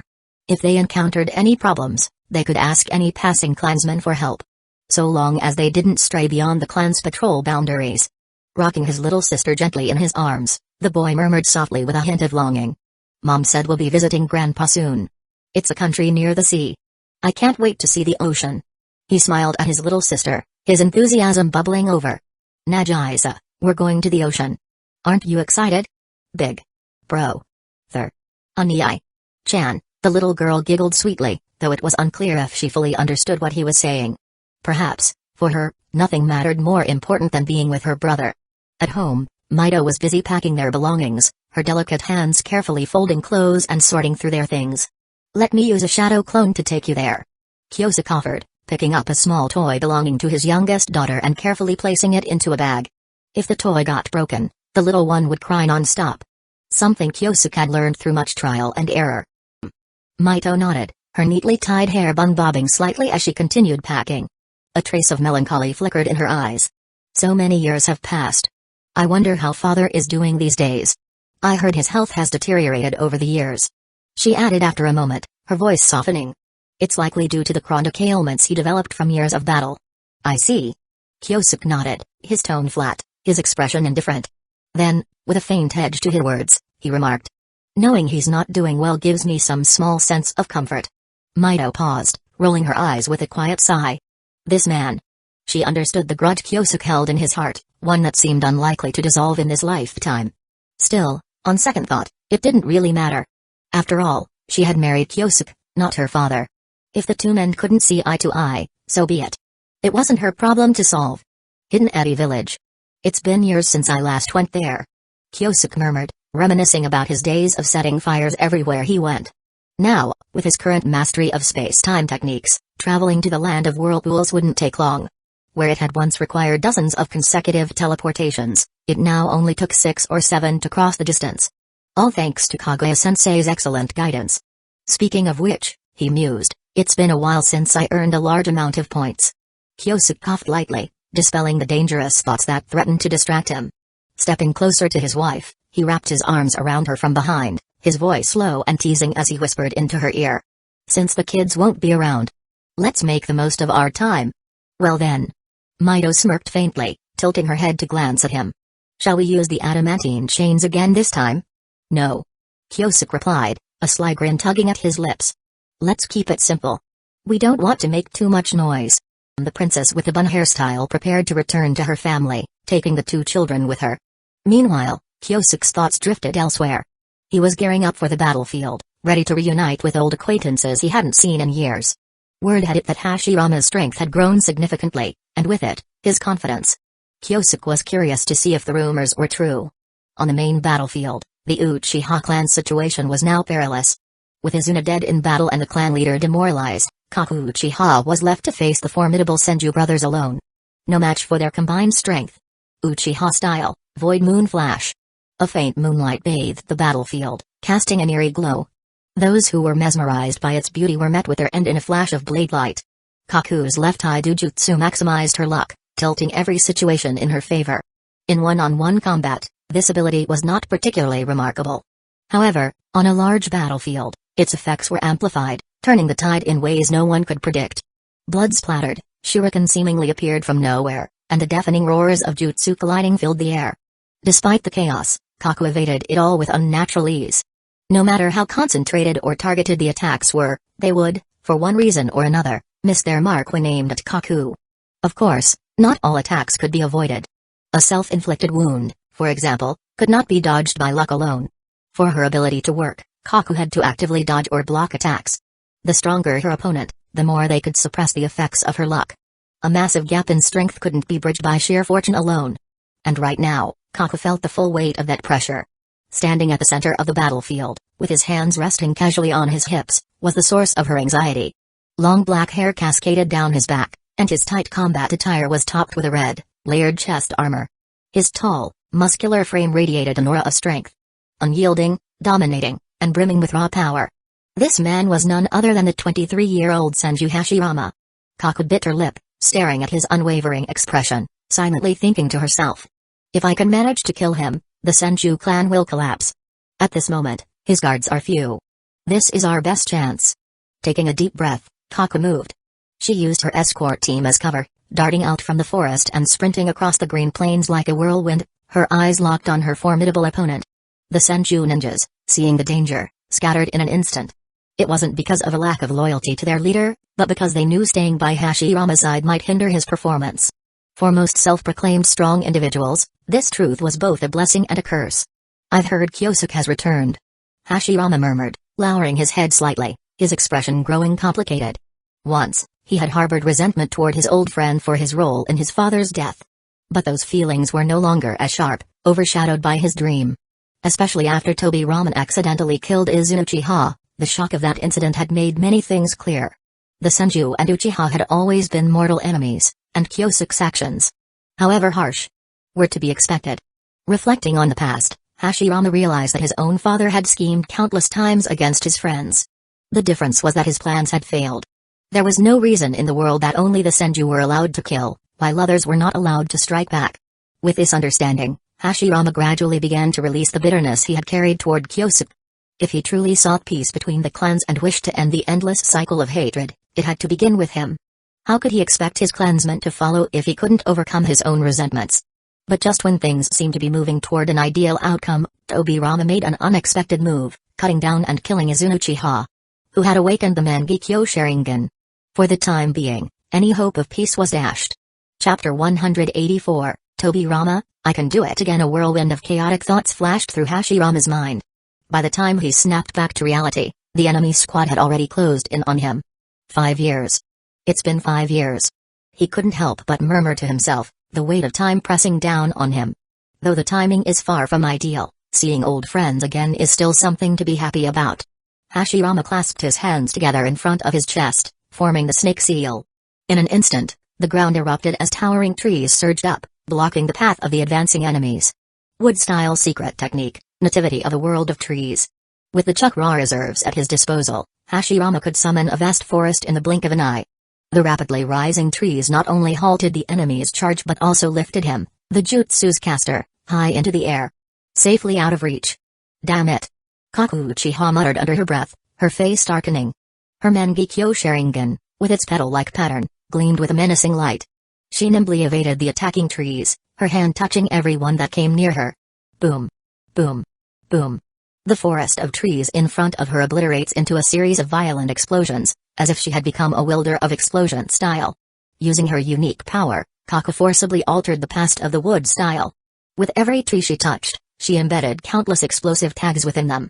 Compared to mindlessly consuming chakra, this method was undoubtedly more efficient and effective. However, she soon realized that the speed at which she destroyed the trees was far outpaced by their regrowth. You've got to be kidding me. Kaku cursed, her body flashing away in a blur to dodge the encroaching forest. As for the members of her escort squad, they had long since been reduced to bloody pulp under the immense pressure of the giant trees. Surrender, young lady of the Uchiha. Hashirama's voice echoed from afar, calm and without a hint of killing intent. At that moment, what he desired most was to mend the rift between himself and Madara. Through Kyosuke as a mediator, he hoped to unite their two clans and establish a hidden village together. A dream he had been chasing for years. Surrender, my foot. Kaku's temper would never allow her to yield so easily before an enemy. With underhanded tactics proving ineffective, she decided to face the forest head-on. Her Mangekyo Sharingan shone brilliantly, and in the blink of an eye, a pink skeletal frame enveloped her. Suzuno. It's not over yet. Kaku grinned, her lips curling with confidence. Flesh and tendons rapidly wrapped around the skeletal form, followed by a protective layer of skin and a suit of Tengu-like armor. With her chakra barely touching the Kage level threshold, this third stage Suzuno was already her limit. The transplanted sage body cells, though a powerful boost, had yet to fully sync with her chakra system. If given a few more years, doubling or even tripling her chakra reserves would be well within reach. Huff. Kaku panted heavily, adjusting to the overwhelming surge of power. A dangerous smile tugged at her lips. As expected. Some things don't hurt as much once you get used to them. The sage body cells are truly remarkable. I feel as though the power of a god flows through me. Her cheeks flushed faintly as wild excitement glittered in her eyes. With a swift motion, she charged directly at the forest. As her Mengekyo spun, a massive pink naginata formed out of thin air in her Suzanu's hands. Without attempting to dodge or manipulate the trees with her ocular techniques, Kaku simply swung her blade with unrelenting force. In one powerful strike, she cleaved 100-meter-wide swath through the forest. Truly, the brighter the pink, the crueler the methods. P.S.O. Hashirama murmured, his eyes widening slightly in surprise. He hadn't expected this young woman to possess such impressive strength. For a brief moment, a sense of déjà vu struck him. Almost as if he were facing Madara himself. Interesting. He mused. Let's test how strong your defenses really are. Without making any grand gestures, he simply increased the flow of chakra into his jutsu. Immediately, the pressure intensified, and Kaku felt her advantage slipping away. The forest's growth outpaced her destruction once more. What had initially seemed like a decisive edge quickly turned into a perilous situation. The towering trees rapidly reached her Suzanu's armor. Bang! The trees collided with a Suzanu, sending Kaku stumbling back several steps. Before she could regain her balance, she found her Suzanu entirely entangled by the forest. No matter how hard she pushed her Mengekyo, she couldn't break free. She could only watch helplessly as the tree's crushing weight began to shatter her Suzanu's armor, piece by piece. I won't die here. She screamed, activating her right eye unique Mengekyo ability. The trees she touched instantly disintegrated into splinters. Though she managed to break free from the encircling forest, she was left vulnerable, unable to use Suzanu again for the time being. Kaku's chest heaved with exhaustion as she realized the grim truth: she was no match for Hashirama. A terrifying figure like him was better left to her clan leader and her lord to handle. With resolve, she began retreating, preparing to leave the battlefield. But just as she turned to flee, her foot caught on a twisted root, sending her stumbling forward. In the next instant, a kunai pierced through her waist from behind. You're not going anywhere. Stay right where you are. Came the cold, icy voice of Tobirama. The words froze her in place, and a chill ran down her spine. If not for the incredible luck that allowed her to stumble and shift her weight just in time, the kunai would have pierced her heart. Tobirama! Hashirama roared, his fury igniting at the sight of his brother's underhanded tactics. He had spent so much effort trying to forge an alliance with the Uchiha, yet Tobirama seemed bent on sabotaging that hope, targeting their key members every chance he got. Brother, you're too naive. Tobirama retorted coldly, twisting the kunai in his hand. The Uchiha are inherently evil. An alliance with them is impossible. With blood spraying from Kaku's side, Tobirama withdrew the kunai and aimed it directly at her neck, ready to deal the killing blow. Die. The sound of rushing wind filled her ears, and death seemed imminent. But in this life-or-death moment, instead of fear, a radiant smile spread across Kaku's face. On her lower abdomen, the mark left by her lord began to heat up faintly. He's come to save me. Before Tobirama could strike, a hand shot out from behind and grabbed his stabbing arm, holding it in place with unyielding strength. No matter how hard Tobirama struggled, he couldn't break free. Little brat, it's been a while. Came the mocking voice of Kyosuke, his smirk dripping with arrogance. Did you visit your father and uncle's graves this year? Kyosuke. Tobirama roared, his face twisted with uncontrollable rage at the sight of the man. Yes, your grandpa is here. Kyosuke retorted, his smirk turning cold. Without hesitation, he kicked Tobirama in the waist with such overwhelming force that the younger Senju could do nothing but gasp. For a moment, Tobirama experienced the same helplessness he had only ever felt when facing his eldest brother. Still gripping Tobirama's arm, Kyosuke had no intention of letting him go. With Izuna dead and his subordinates gravely injured, he would not allow this man to escape unscathed. You bastard, don't underestimate me. Tobirama growled, his anger escalating as he noticed the disdain in Kyosuke's eyes. Despite his efforts to free himself, Tobirama managed to form a hand seal with one hand. Water style, heavenly weeping.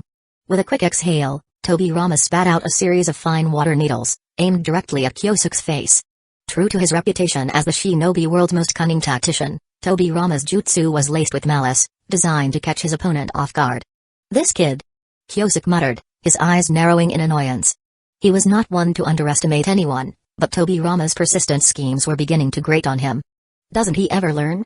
With a surge of lightning chakra, Kyosuke obliterated the water needles in an instant, the electricity coursing through them and straight into Tobirama.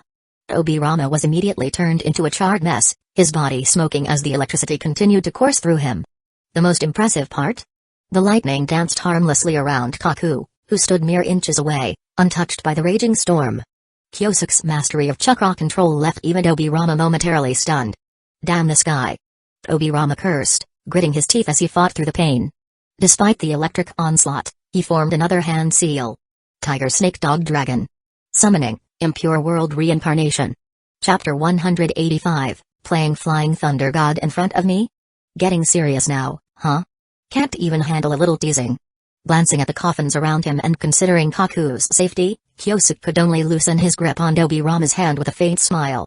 Seeing this, Tobirama bared his teeth in frustration, stepping back to a safe distance with an audible scoff. Can't handle teasing? My hair got fried and is still smoking because of you, and you're saying I can't be allowed to get serious? Senju Tobirama's fury burned hotter than the scorched ends of his hair. As if facing Izuno-Uchiha hadn't been taxing enough, now he was up against an even more formidable foe. Still, it didn't matter. His confidence swelled as he convinced himself that he was no less capable than his opponent. He might lack strength compared to his opponent, but could his mastery of ninjutsu truly fall short? On the other side, Kyosuke quickly formed a string of seals, the chakra patterns weaving into a complex spatial time formation beneath Kaku's feet. I'm sending you back for treatment, he said firmly, his tone leaving no room for argument. Leave this to me. Kaku barely had time to blink before the seal activated. Kyosuke wasn't about to let her waste precious seconds on melodramatic farewells.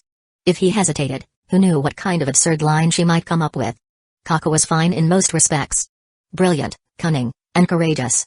But her sense of humor? Completely unpredictable. She had an uncanny knack for role-playing whenever the opportunity presented itself. One moment, she'd act the part of a mischievous sister-in-law, and the next, a lonely widow or a scandalous unfaithful wife. Sometimes, it was a beautiful neighbor with a flair for dramatic confessions. Kyosuke couldn't keep up with her imagination. Honestly, he thought as she vanished into thin air, is she a transmigrator, too? Or are men in every world just wired with these same, oddly specific fantasies? Returning his focus to the battlefield, Kyosuke swept his gaze over the reanimated corpses surrounding him.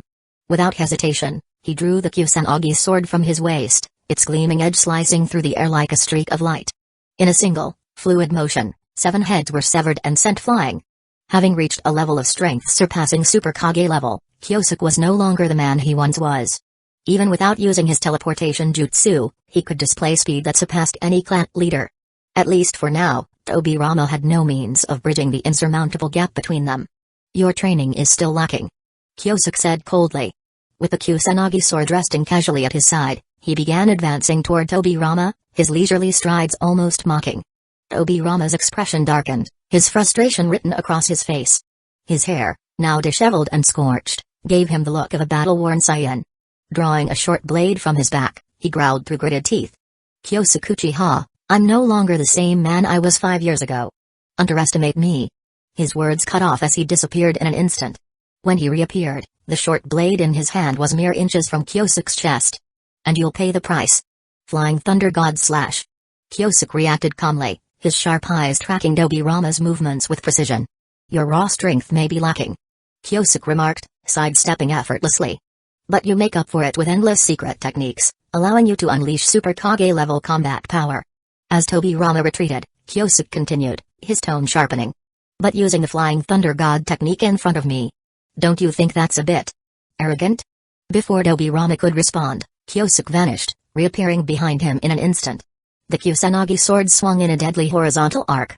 Tobirama barely managed to raise his short blade in defense, only for it to shatter upon impact. In a desperate move, he teleported again, narrowly evading the strike. But Kyosuke didn't relent. He pursued him relentlessly, appearing behind Tobirama with every teleportation. For the next 10 seconds, the battlefield became a blur of flickering forms. The two rivals engaged in a dizzying contest of speed and strategy, teleporting back and forth as if trying to outmaneuver each other in a deadly game of cat and mouse. Each second saw 3 rapid relocations, resulting in more than 30 instantaneous movements in total.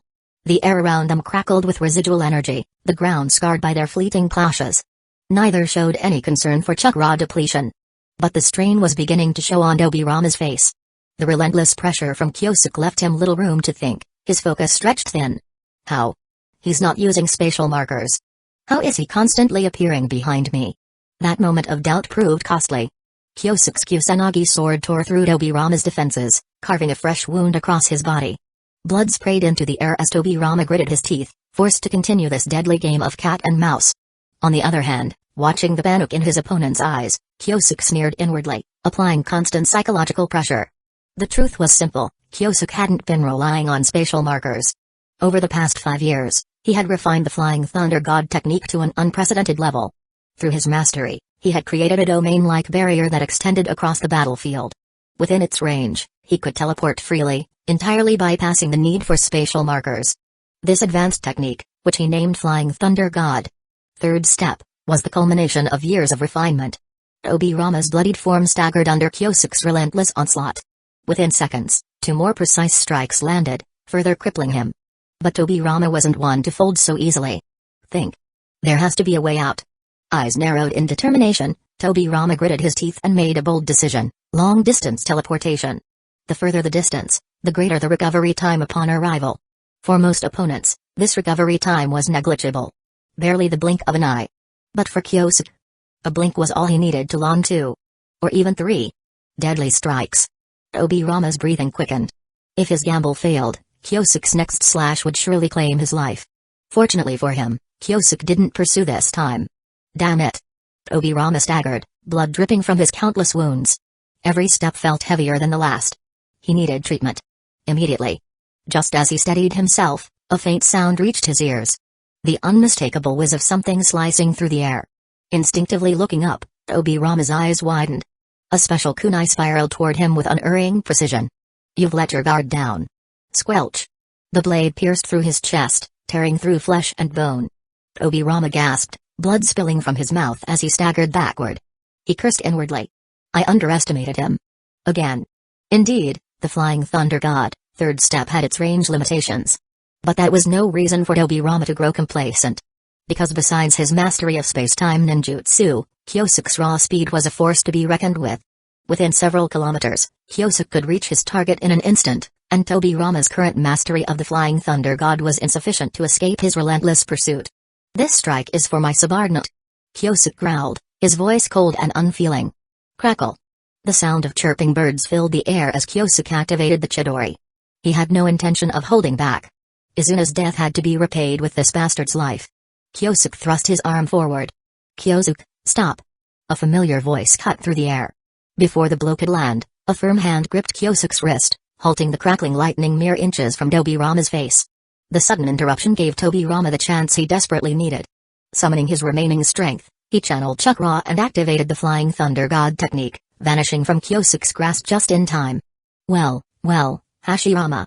Kyosuke snapped his head around, his eyes narrowing as they met the furious gaze of Hashirama Senju. Kyosuke.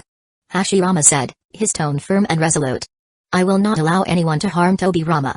Kyosuke's lips curled into a mocking smile. At that moment, he wished Madara could hear this. The hypocrisy of Hashirama's words was almost laughable. Hypocrite. The Chidori in his hand flared to life once more, crackling with even greater ferocity. With a sudden surge of power, he wrenched free from Hashirama's grip, his eyes narrowing as he prepared to test the strength of the so-called god of shinobi. Without hesitation, he aimed the Chidori directly at Hashirama's chest. Hashirama's gaze hardened. In an instant, his chakra flared to life, a radiant blue glow enveloping his right arm as he summoned an overwhelming surge of energy. Stop this, Kyosuke. Hashirama's voice thundered. I have no desire for a meaningless fight. Meaningless? Kyosuke's voice dripped with venom. Then kill Tobirama with your own hands, and I'll agree to an alliance with the Senju clan. How about that? I've told you. Tobirama is off limits. Then stop wasting time. Defeat me, and you can unify the land of fire. Lightning surged as Kyosuke's Chidori crackled with deadly intent, its sharp edge aiming straight for Hashirama's heart. Why must you always be so stubborn? Hashirama roared, swinging his glowing fist with the force of a titan. Boom. Their clash sent shockwaves rippling through the battlefield. The sheer force tore apart the earth beneath them, scattering debris in every direction. Above, even the clouds split apart, as if the heavens themselves recoiled from the impact. Within a 100-meter radius, nothing remained untouched by the destruction of their exchange. Trees were uprooted, boulders pulverized, and the air itself trembled under the weight of their power. The battlefield was no longer a mere arena, it had become a stage for gods to clash. Chapter 186, Sage vs. Sage. Amid the billowing dust, a lone figure coughed lightly as he struggled to rise from the ground. Cough, cough. This is absolutely ridiculous. Kyosuke gritted his teeth, his gaze darkening as he glanced at his unnaturally twisted wrist. With a crisp crack, he forcibly snapped the bone back into place. Thanks to his formidable regenerative abilities, the fracture mended in mere moments, and the searing pain that had lanced through his nerves vanished without a trace. There was no doubt. He had lost that exchange of power. The strength of an advanced sage body was even greater than he had anticipated. In a direct confrontation, he was still no match. Glancing at his accumulated battle points, Kyosuke made up his mind. He had to reach the 100,000 mark as soon as possible. Once he exchanged them for an advanced sage body of his own, he would make sure to beat Hashirama until he cried for his father and mother. Just then, the swirling dust ahead split apart, revealing a barrage of massive shuriken. Each over 1.5 meters in diameter. Whistling through the air as they hurtled toward him. You still love starting with these little tricks, don't you, Hashirama? A golden radiance flared as his third stage Susanoo instantly took form. With the Ita mirror at the ready, an attack capable of decimating ordinary shinobi didn't even make a ripple before him. With a flicker, he vanished from his spot. A single light leap carried him more than 20 meters in an instant. Under the piercing gaze of his eternal Mangekyo Sharingan, Hashirama had nowhere to hide. Water style, 100 water dragon fangs.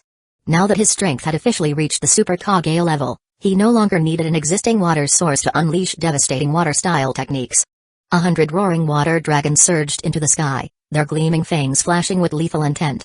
The trees along their path were shredded effortlessly. By the time the last of the dragon's force dissipated, the battlefield between him and his opponent had been completely cleared of obstructions. Kyosuke's third stage Susanoo reappeared, its spectral blade crackling with enough might to cleave both sky and earth. With a single swing, it carved deep fissures into the grinning demonic mask that had materialized below. Wood style, Hobi technique, huh? Looks like you still haven't polished it enough. Back at the Valley of the End, this very Hobi technique had withstood even the full-force strike of a majestic attire Susanoo.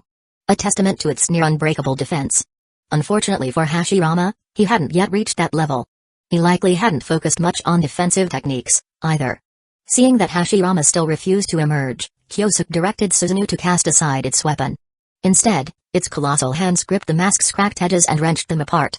The bewildered expression on Hashirama's face was almost comical as the once impenetrable barrier was forcibly pried open like a set of doors. The curse seal unraveled, and with it, Senjutsu chakra surged through Kyosuke's body. Now fully transitioned into Snake Sage mode, he concentrated Susanoo's power into his left arm. A jet-black Chidori crackled ominously in his palm. This was none other than sage art, Take Mukajichi. Years ago, in Hidden Eddy Village, Hashirama had been caught off guard by this very attack, gravely wounded and barely escaping with his life. Now, facing it again, he could almost feel the phantom pain in his once healed abdomen. It has come to this, after all. Hashirama murmured, sighing softly. He knew words were useless now. With a resounding clap of his hands, Senjutsu chakra poured into his body at an overwhelming rate. So much so that one might think he was preparing to self-destruct. In the blink of an eye, dark red markings emerged around his eyes. Hashirama had entered sage mode of the Shikatsu forest. This transformation amplified all his abilities. Ninjutsu, Taijutsu, and Ganjutsu alike. With his already boundless chakra now fully augmented, he now stood completely above even the tailed beasts. Let's settle this, Kyosuke. Come at me, Hashirama. For a brief moment, the entire battlefield seemed to fall silent. Then, 10 kilometers away, the shinobi of both clans felt a violent gust of wind blast toward them. Those with weaker strength could barely remain standing. Even among the Chunin, only the most skilled could hold their ground, though their eyes were filled with pure terror. As expected. Lord Kyosuke's power is beyond compare. Even without summoning the perfect Susanoo, the shock waves alone are terrifying. I can't even imagine their true battle. Damn it. We can't even provide the most basic support. Believe in Lord Kyosuke. Senju Hashirama is no match for him. When Madara Uchiha had gained control over the Ninetales, his strength had skyrocketed to an absurd level. Everyone had assumed he had firmly secured the title of the strongest. Yet, Kyosuke's return had shattered that belief. After all, the news had already spread. Senju Dobirama had been gravely wounded and forced to flee for his life. That damned corpse-defiling rat. An Uchiha muttered darkly, sending Dobirama their sincerest blessings. Back on the battlefield, the latest clash had ended in a draw. Though Kyosuke's chakra reserves were not as vast as Hashirama's, His superior ocular prowess gave him an edge in technique. Slowly, both combatants rose from the rubble, their clothing stained with blood, their arms bearing extensive impact injuries. Ha ha ha. Wiping the blood from the corner of his mouth, Kyosuke laughed. A sound filled with a thrill outsiders could never comprehend. Now this is what a life and death battle should be. I don't regret letting you live back then. After all, wouldn't the shinobi world be far too dull without you? A golden light erupted into the sky, illuminating the battlefield. With booming laughter, the majestic form of a complete body Susanoo descended. Its towering figure exuding an aura of absolute dominance. As a reward, I will now fight you with everything I have. Don't die on me, Hashirama. His sage mode dissipated, yet the immense senjutsu chakra did not fade back into his seal. Instead, it surged into the complete body Susanoo, cloaking it in a blazing sage serpent mantle. Sage art, Susanoo. Gripping a fully materialized Kusanagi blade, he swung it with earth-shattering force. The resulting shockwave surged forward like a tidal wave, obliterating everything in its path. Dominating blade, divine judgment prison. Long ago, Hyuga Tenjin, the once unstoppable force, had perished under this very technique. But this time, his opponent was Hashirama, who wouldn't be foolish enough to stand still and take the hit head-on. A fusion of Sage Mode and Susanoo. This power is on par with Madara's Nine Tails enhanced form. Then I have no choice. Forming the snake hand seal before his chest, Hashirama summoned a towering wooden colossus. Its massive arms coiled with a wooden dragon. Wood-style, wooden golem jutsu. A high-level wood-style technique, its sheer strength rivaled that of a complete body Susanoo. Empowered by Hashirama's immense chakra, it could even contend with a fully armored Nine Tails. Yet, as Kyosuke's transformation unfolded, an idea struck Hashirama. Channeling chakra into the golem, he attempted something unprecedented.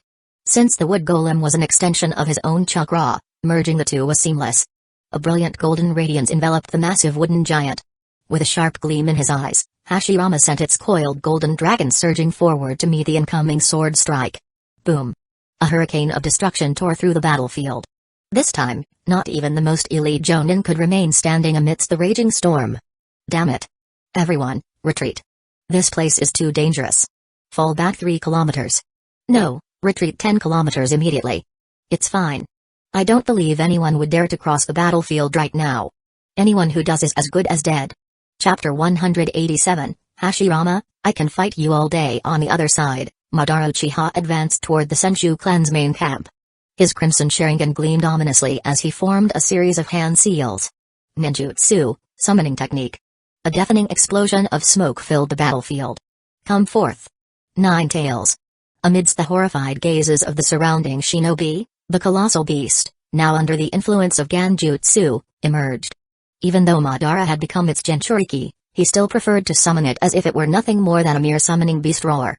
The tailed beast's earth-shaking roar sent tremors through the battlefield, and even a single attack from it was enough to cause catastrophic casualties. Now, with Tobirama heavily wounded and the clan leader being restrained by Kyosuke Uchiha, it meant it was up to the rest of them to stop the Nine Tails rampage. Everyone, prepare for a large-scale ninjutsu bombardment. Ready. Fire. Water style, water dragon bullet technique X100. 100 colossal water dragons howled as they ascended into the air, colliding head-on with the incoming tailed beast bomb. It's not over yet. Prepare for the second volley. Water style, water formation wall X50. Boom. Boom. Boom. Faced with a relentless barrage of high-powered ninjutsu, even the Nine Tails couldn't break through easily. At times, even Madara was forced to activate his Susanoo to withstand the overwhelming attacks. There was no doubt that the Nine Tails was immensely powerful, but its sheer size made it an easy target. Moreover, its opponents weren't mere foot soldiers from the allied shinobi forces. Standing before it were the Senju clan's finest warriors, battle-hardened elites who had fought on countless battlefields. With their combined strength, suppressing the Nine Tails was no difficult task. Within minutes, the once mighty beast was now trapped within a massive crater. The sheer weight of the earth itself bore down upon its massive frame, pinning it in place, rendering it immobile. At such close range, if it attempted to unleash another tailed beast bomb, it would likely destroy itself before even breaking free. Did we succeed? Someone shouted in excitement. But before the words had fully left his lips, a kunai sliced through the air, burying itself deep in his throat. Uchiha war fan swept across the battlefield, and with a single swing, a violent gale erupted, instantly mowing down all enemies in his path. Amidst the chaos, a lone figure danced through the ranks, effortlessly reaping lives with a blood-stained scythe. It was none other than Madara himself. Unnoticed, he had quietly distanced himself from the Nine Tails, slipping into the enemy ranks like a phantom of death. Humphrey, a bunch of weaklings. He scoffed, his voice dripping with contempt. Allow me to send you all to hell. Madara was clever enough to know that he couldn't take on an entire army head-on. Thus, instead of confronting them directly, he chose a strategy that appeared reckless but was, in truth, highly effective. By diving into the enemy ranks alone, he neutralized their ability to coordinate large-scale ninjutsu attacks against him. Now, with no risk of being buried under an avalanche of combined jutsu, he could unleash his full strength and slaughter every enemy in sight. You Uchiha brat, don't be so arrogant. Enraged by the growing number of casualties, several Senju elders could no longer stand idly by. 1, 2, 3. The oppressive aura of chakra around them was unmistakable. Each of these 3 men was a shinobi of Kage-level caliber. Madara's lips curled into a smirk. Good. Now this is more like it. He let out a wild, almost crazed laugh, his Sharingan gleaming with battle lust. Come. Show me everything you've got and entertain me. Fire style, great fire whirlwind. A blazing inferno surged forth, spiraling into a raging tornado of fire that engulfed the battlefield, leaving the enemy no room to escape. Madara leaped high into the air and plunged straight into the densest part of the enemy ranks. With his war fan raised, he effortlessly deflected several incoming attack ninjutsu. Before his feet even touched the ground, the sheer force of his descent created a devastating shockwave, clearing a massive space around him. Fall back immediately. The 3 Senju elders, unable to keep up, could only order their troops to retreat as quickly as possible. But Madara had no intention of letting them escape. With one hand, he performed hand seals, and the Nine Tails vanished from the crater with a puff, returning to the ceiling space within Madara's body. Then, in the next instant, resume your slaughter, Nine Tails. Summoning technique. With a deafening roar, the Nine Tails reappeared amidst the fleeing Senju ranks, its sheer presence sending shockwaves through their formation. At the same time, the Uchiha forces surged forward, cutting through the enemy line like a hot knife through butter. On the other side of the battlefield, Kyosuke and Hashirama's fierce clash raged on. Boom. A sage art, wood dragon soared through the air, attempting to entangle the perfect Susanoo. At the same time, the wooden golem charged from the opposite direction, preparing a devastating pincer attack. Seeing this, Kyosuke's Sharingan gleamed as he saw through their movements instantly. The dark golden Yata mirror materialized before him, and with a single sweep of his left arm, he deflected the wood dragon with ease. But just as he prepared to counter the wooden golem, it abruptly crouched low. Then lunged forward with explosive force. What the? The massive construct executed a full body slam, an enhanced version of thousand-handed body slam, crashing into the perfect Susanoo like a living avalanche. You bastard. Are you even taking this fight seriously? Kyosuke's mouth twitched in frustration. He didn't want anyone to witness this ridiculous scene. But there was no helping it. The wooden golem was incredibly heavy, and its sheer weight alone was enough to pin his Susanoo to the ground. With no other option, Kyosuke shifted the Yata mirror defensively, bracing against the relentless flurry of blows raining down. Stop fooling around, Kyosuke. Channeling his vast chakra through the wooden golem, Hashirama pressed his hands together. From the ground, over a dozen massive wooden arms, each 100 meters long, erupted skyward. Wood-style, Hotei technique. Seizing the opportunity while the wooden golem jumped high, the massive hands surged forward, completely restraining the perfect Susanoo to the ground. This is the end. A blinding golden light radiated from the wooden golem's fist, infused with the last of Hashirama's Senjutsu chakra. This single strike surpassed every attack he had used so far. Like a mountain crashing down, the wooden golem's fist struck Susanoo, shattering it into countless fragments. The impact's shockwave rippled outward for 3 kilometers, tearing through forests, rivers, and everything in its path. The battlefield itself was unrecognizable. A land utterly reshaped by their clash. Standing atop the wooden golem's head, Hashirama hesitated for a brief moment before reaching for the massive scroll on his back. With a flick of his hand, he unsealed the Senju clan's legendary twin blades. Clang! The 2 swords merged into one, forming a colossal blade over 1.3 meters long, its edge radiating a sharp, chakra-infused glow. Just as he finished preparing, a streak of lightning shot toward him at blinding speed. Uchiha style, sword jump thunderclap. Clang! Sparks exploded as steel met steel. The attacker was none other than Kyosuke Uchiha. Completely unharmed. You used the flying thunder god to escape, huh? Hashirama exhaled, his grip tightening around his weapon. As expected, taking you down won't be easy. With their Senjutsu chakra nearly depleted, the battle between perfect Susanoo and the wooden golem had ended in a deadlock. both constructs fading into nothing. Now, stripped of their titano-avatars, the fight had returned to its rawest form. Pure taijutsu. Hashirama wielded overwhelming strength and boundless chakra. Kyosuke, with his Sharingan, was swift and precise, predicting his opponent's every move. Both fought with all their might, but neither could gain the upper hand. Before long, night fell, and their ceaseless clashes had already shifted to the southernmost part of the battlefield. From time to time, shinobi from both clans dashed past, only to freeze in terror before swiftly fleeing in the opposite direction. Anyone below Kage level had no place in this battle.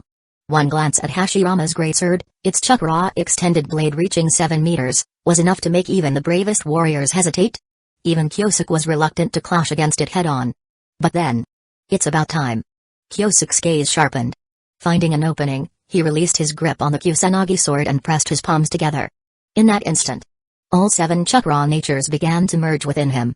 What is he doing? For the first time, Hashirama hesitated. His heart skipped a beat, sensing something ominous. His blade swung forward. Yet in that brief moment of uncertainty, Kyosuke evaded effortlessly. Then, a black truth-seeking orb materialized, twisting and morphing into a sage's staff. Crack! Before Hashirama's stunned eyes, the Senju clan's legendary greatsword, a relic passed down for generations, was shattered in two with a single strike by the staff. Chapter 188, Hashirama's deep confession. At the exact moment his blade shattered, Hashirama poured all his strength into dodging the attack. In that fleeting instant, he felt an overwhelming sense of gratitude for his own vigilance. Had he failed to notice the anomaly beforehand, he might have ended up just like the broken sword in his grasp. Utterly destroyed. "What is that thing?" he asked, his voice tinged with confusion. "A fine weapon to take your life." Kyosuke replied indifferently, unwilling to waste words. The duration of the truth-seeking orb was short. Far too short for idle conversation. He had been observing carefully. At this moment, in terms of chakra alone, Hashirama had unquestionably reached the level of a high tier of Super Kage. As for his physical attributes, they were likely at the mid-tier Super Kage. But of course, that was to be expected. After all, he was the reincarnation of Azura's chakra. With no need for rigorous training, his strength would continue to grow indefinitely simply with the passage of time. Kyosuke wasn't lamenting the unfairness of it all. He was merely assessing the situation. Right now, Hashirama had reached the threshold for being hunted. A peak Super Kage was worth close to 100,000 points per life. A reward that tempting wasn't something he could simply ignore. As for other concerns, well, he had the followers of the afterlife at his disposal. Worst case, he could always use summoning, impure world reincarnation to bring Hashirama back. In fact, he could even take advantage of Hashirama's death to send Azura's chakra to the Pure Land, awaiting the next cycle of reincarnation into Naruto and Sasuke. Ever since learning the truth about the Otsutsuki clan, Kyosuke's ambitions had long since expanded beyond the confines of the shinobi world. His sights were set on the interstellar battles that would unfold in the future. For that, he needed power on the level of Naruto and Sasuke. Even Kaguya wasn't out of the question as a potential ally. But before any of that, there was a certain parasite he needed to deal with. Black Zetsu. Hashirama, your death will contribute to the peace of the shinobi world, so forgive me for not holding back. With a burst of speed from the teleportation jutsu, Kyosuke advanced, gripping his sage staff tightly as he closed the distance, step by step. The murderous intent radiating from him was so blatant that there was no way Hashirama could fail to sense it. My death. For a brief moment, Hashirama couldn't fully grasp Kyosuke's meaning. He simply wondered. Was his existence standing in the way of peace between their two clans? But he quickly discarded the thought. If the Senju and Uchiha were to form an alliance, the Senju must take the dominant position. Only with him at the helm could harmony between the two be maintained. If the Uchiha were to seize control instead, the Senju's future would be grim. Especially since both Kyosuke and Madara would undoubtedly target Tobirama. Sorry, but I can't die just yet. His gaze firmed with renewed determination. As he dodged Kyosuke's assault, he swiftly gathered natural energy and re-entered the sage mode. As for Kyosuke, the Senjutsu chakra he had converted in advance had already been completely consumed, leaving him incapable of activating sage mode a second time. With his speed surging, Hashirama instantly widened the gap between them. He then pressed his hands together in a seal. 3 massive red Torii gates materialized through summoning. Sage art, Myojinman, Gate of the Great God. Boom. Boom. Boom. The massive Torii gates descended from the sky with a thunderous crash, pinning Kyosuke beneath their immense weight. The terrifying suppressive force made it nearly impossible for him to even gather chakra. TCH, what a troublesome technique. Kyosuke grumbled. He struggled with all his might, but the restraints of the great god's gates were absolute. That was a sealing jutsu powerful enough to temporarily restrain even the Ten-Tails. With his current strength, he simply couldn't contend against it. On the other side, Hashirama gazed at him deeply before heaving a sigh. Why go this far? Have you forgotten our dream? Kyosuke lowered his head, his voice deep and subdued. Kill me. His words were quiet, but they carried an unmistakable weight. Right now, you can do it easily. If I die here, you'll have the chance to completely suppress the Uchiha. Hearing this, Hashirama's expression grew complex. For a long time, he remained silent. Then, at last, he sighed and turned away. I see. Perhaps you never truly saw me as a friend. And my uncle's and father's deaths. I won't forget them. But even so, you know, even now, I haven't forgotten our conversation by the riverbank. Those words gave me hope. Hope that I could keep striving forward. They made me realize that peace is not an unattainable dream. It was the first time someone acknowledged my so-called foolish wish. No matter what happens in the future, Kyosuke, you will always be my friend. With that, Hashirama walked away without looking back. That bastard. Could he be trying to trick me? Kyosuke wanted to laugh, but when he curled his lips, he found that no matter how hard he tried, he couldn't force out a smile. A faint light flickered in his right eye. In an instant, the great god's gates shattered. With the reverse flow dojutsu at his disposal, there was no way a mere binding technique could restrain him. Had Hashirama stepped forward to deliver the final blow just now, Kyosuke estimated that he had at least a 60% chance of killing him on the spot. Yet, instead of an attack, what he received was Hashirama's deep, heartfelt confession. Fine. Perhaps calling it a confession was a bit nauseating, but Kyosuke could sense it. In Hashirama's heart, he and Madara likely held the same level of importance. As a master of deception, Kyosuke could easily tell whether someone's words were genuine or false. And Hashirama wasn't lying. Recalling the intent to kill he had harbored just moments ago, even Kyosuke couldn't suppress a faint twinge of guilt. Damn it, why go and pull that sentimental nonsense? After standing in silence for a long while, Kyosuke took a deep breath before vanishing from the battlefield with a teleportation jutsu. No matter what, my path will never waver. Hashirama, your ideals aren't wrong. But you only see the trees and not the entire forest. The real threat has never been the Uchiha or the Senju. I will personally put an end to this era of war. In time, the world will see that I was right. Exhausted, Kyosuke returned to camp, where he found an equally exhausted Madara Uchiha. Yo, you look pretty beat up. Humphrey, don't tell me you got your ass kicked by Hashirama. As soon as they met, the two exchanged jabs before sharing details of their respective battles. After listening to Madara's experience, Kyosuke pondered for a moment before saying, against large groups of shinobi, my Flying Thunder God technique is more suitable. Let's switch. You go play house with Hashirama, and I'll handle the bulk of the Senju forces. Madara's brow twitched, but he ignored the playing house remark. Instead, he frowned and warned. Be careful. The Senju have a large number of elite shinobi. Kyosuke smirked. Well, is the great Madara Uchiha actually praising the enemy? Madara scoffed. Do I seem that petty to you? Yet, behind his usual arrogance, a flicker of surprise flashed in his eyes. He had thought that after obtaining the Nine-Tails, his strength should have surpassed Kyosuke's. But today's battle proved otherwise. Even without external power, Kyosuke's combat prowess was in no way inferior to either of them. Of course. This guy has far too many secrets. It was only natural that he kept improving. At the thought of secrets, a shadow crossed Madara's gaze for a moment. However, recalling Izuna's current life on the moon, that gloominess quickly faded, leaving only a sigh that no outsider could understand. Meanwhile, Kyosuke paid no mind to his companion's brief lapse in mood. Switching opponents wasn't just a matter of tactics. He also planned to take advantage of this final war to harvest as many points as possible. After all these years, it was finally time to unlock the advanced sage body. Chapter 189, At this moment, let the Senju feel pain. A month later, in the central region of the Land of Fire. The battlefield stretched endlessly for thousands of miles, filled with the sorrowful melodies of blood and flames.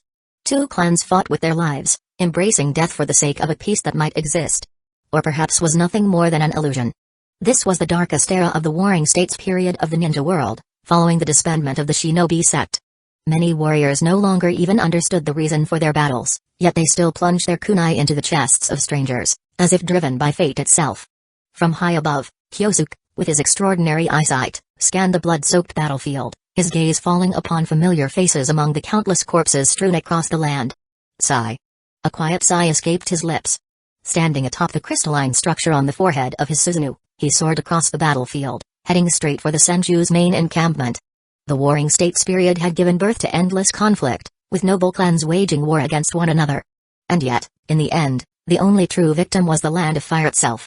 This time, Kyosuke had resolved to bring this era of war to an end. By his own hands. Even if it was merely an illusion, the Land of Fire needed a semblance of peace. Madara Uchiha agreed with this wholeheartedly. He, too, yearned for an era where his clan and his younger brother could live in safety and happiness. It was often only after losing something that one realized its true value. Compared to his brother's safety, his own grievances seemed utterly insignificant. He had no objections to an alliance, but only if the Uchiha held an absolute position of dominance in the future hidden village they would build.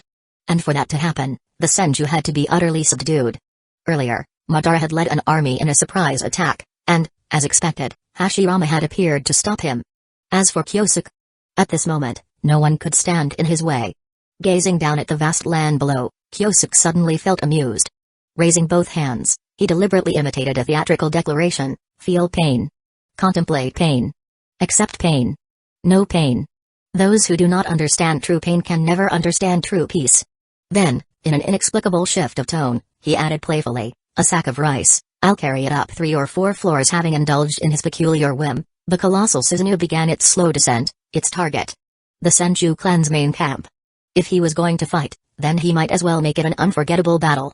Though his antics just now had been playful, his resolve to make the Senju feel true pain was genuine. Hatred for the Uchiha. Loathing for Kyosuke Uchiha. That was fine. There were plenty of people who bore hatred toward him. Peaceful coexistence was a matter for the future, for now, Kyosuke only needed to instill fear in all who opposed him. Witness the power of a god. Enemy attack. The piercing sound of alarm bells shattered the camp's fragile tranquility in an instant. The Senju's main camp was already teeming with ninja, and within moments, figures began assembling below in dense formations. The enemy is above. The descent speed is fast. Estimated impact in 30 seconds. Where is the army? No matter who it is, take them down. Boom. A deafening roar of thunder echoed across the skies, causing even seasoned warriors to frown in unease. Suddenly, a sensory ninja's voice rang out, laced with panic. Something's wrong. There's movement within the thunderclouds. It looks like. But he never got to finish. Kyosuke's name had long spread across the land, and with it, the legend of his signature jutsu. Lightning style, Kirin. The very technique that had once reduced the former Senju leader's younger brother to nothing but charred remains. No matter how foolish the Senju were, they had learned their lesson. But they had still underestimated the speed of the thunder's descent. In less than 1,000th of a second, before the warning could even fully escape the ninja's lips, the colossal beast of lightning crashed down from the heavens. System notification, successfully killed a Senju Geinin. Earned 80 points, system notification, successfully killed a Senju Chunin. Earned 350 points, system notification, successfully killed a Senju Geinin. Earned 76 points, system notification, successfully killed a Senju Jonin. Earned 2,800 points, system notification, successfully killed a Senju Geinin. Earned 65 points, with just one attack, lightning style, Kirin. Kyosuke had already amassed over 3,000 points. Current points, 88,750, still need a bit over 10,000 more. Boom. Like a descending mountain, the fully armored Susanoo crashed into the battlefield. The ethereal Kusanagi sword unsheathed, its gleaming edge cutting a devastating arc toward the densest concentration of enemy shinobi. This time, however, the opposition was ready. Almost the instant his blade struck, an enormous defensive barrier rose in unison. Coordinated large-scale ninjutsu at its finest. Earth-style wall. Times 30. When the dust settled, not a single corpse lay behind the wall. Seeing the enemy emerge unscathed, Kyosuke finally understood why Madara had struggled to break through their defenses. Engaging a ninja army head-on is certainly an unwise choice. Just as Kyosuke was about to take further action, a sudden surge of chakra flared behind him. Boom. A multi-element composite jutsu slammed into Susanoo's back, erupting in a violent explosion. When the smoke cleared, even the mighty Tengu armor of his Susanoo bore deep fractures. An unmistakable sign that the ones responsible were no ordinary foes. Uchiha brat, your arrogance ends here. Madara Uchiha has fled. Today, you shall pay the price for the Senju's fallen sons. We knew you would come. Now that you're here, don't think of leaving. 3 elderly figures stepped forward. Among the last remaining elders of the Senju clan, their eyes gleaming with cold determination. Senju Kiki. Great Elder. Kage level strength. Senju Rikiya. 3rd Elder. Kage level strength. Senju Takuji. 4th Elder. Kage level strength. Kyosuke scoffed, his gaze filled with utter disdain. A bunch of withered old trees, yet you think you can challenge me? Even as he spoke, he could sense that the flying thunder god kunai he had placed earlier were being systematically removed. The enemy's efficiency was remarkable. He suspected that Tobirama had developed some special method for detecting them. But so what? He had never planned on retreating in the first place. A feud spanning 1,000 years, today, he would personally sever it. Seeing Kyosuke's arrogant demeanor, the 3 elders sneered, their expressions filled with an eerie confidence. Just as he was about to act, he sensed another overwhelming chakra fluctuation behind him. What if you count me as well? A new figure stepped into the battlefield. A man with a broad chest and towering frame, exuding an aura of pure, unshakable strength. But what stood out the most were his eyes. Calm on the surface, yet hiding a raging storm beneath. A man of deep cunning, a strategist as much as a warrior. I didn't expect you to get involved as well. Kyosuke's gaze turned chilling, filled with murderous intent. Do you not fear the wrath of the Uchiha, Sarutobi Patriarch?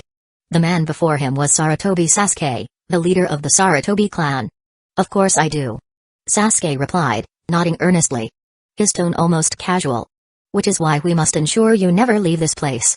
At his words, Kyosuke's gaze swept across the gathered warriors.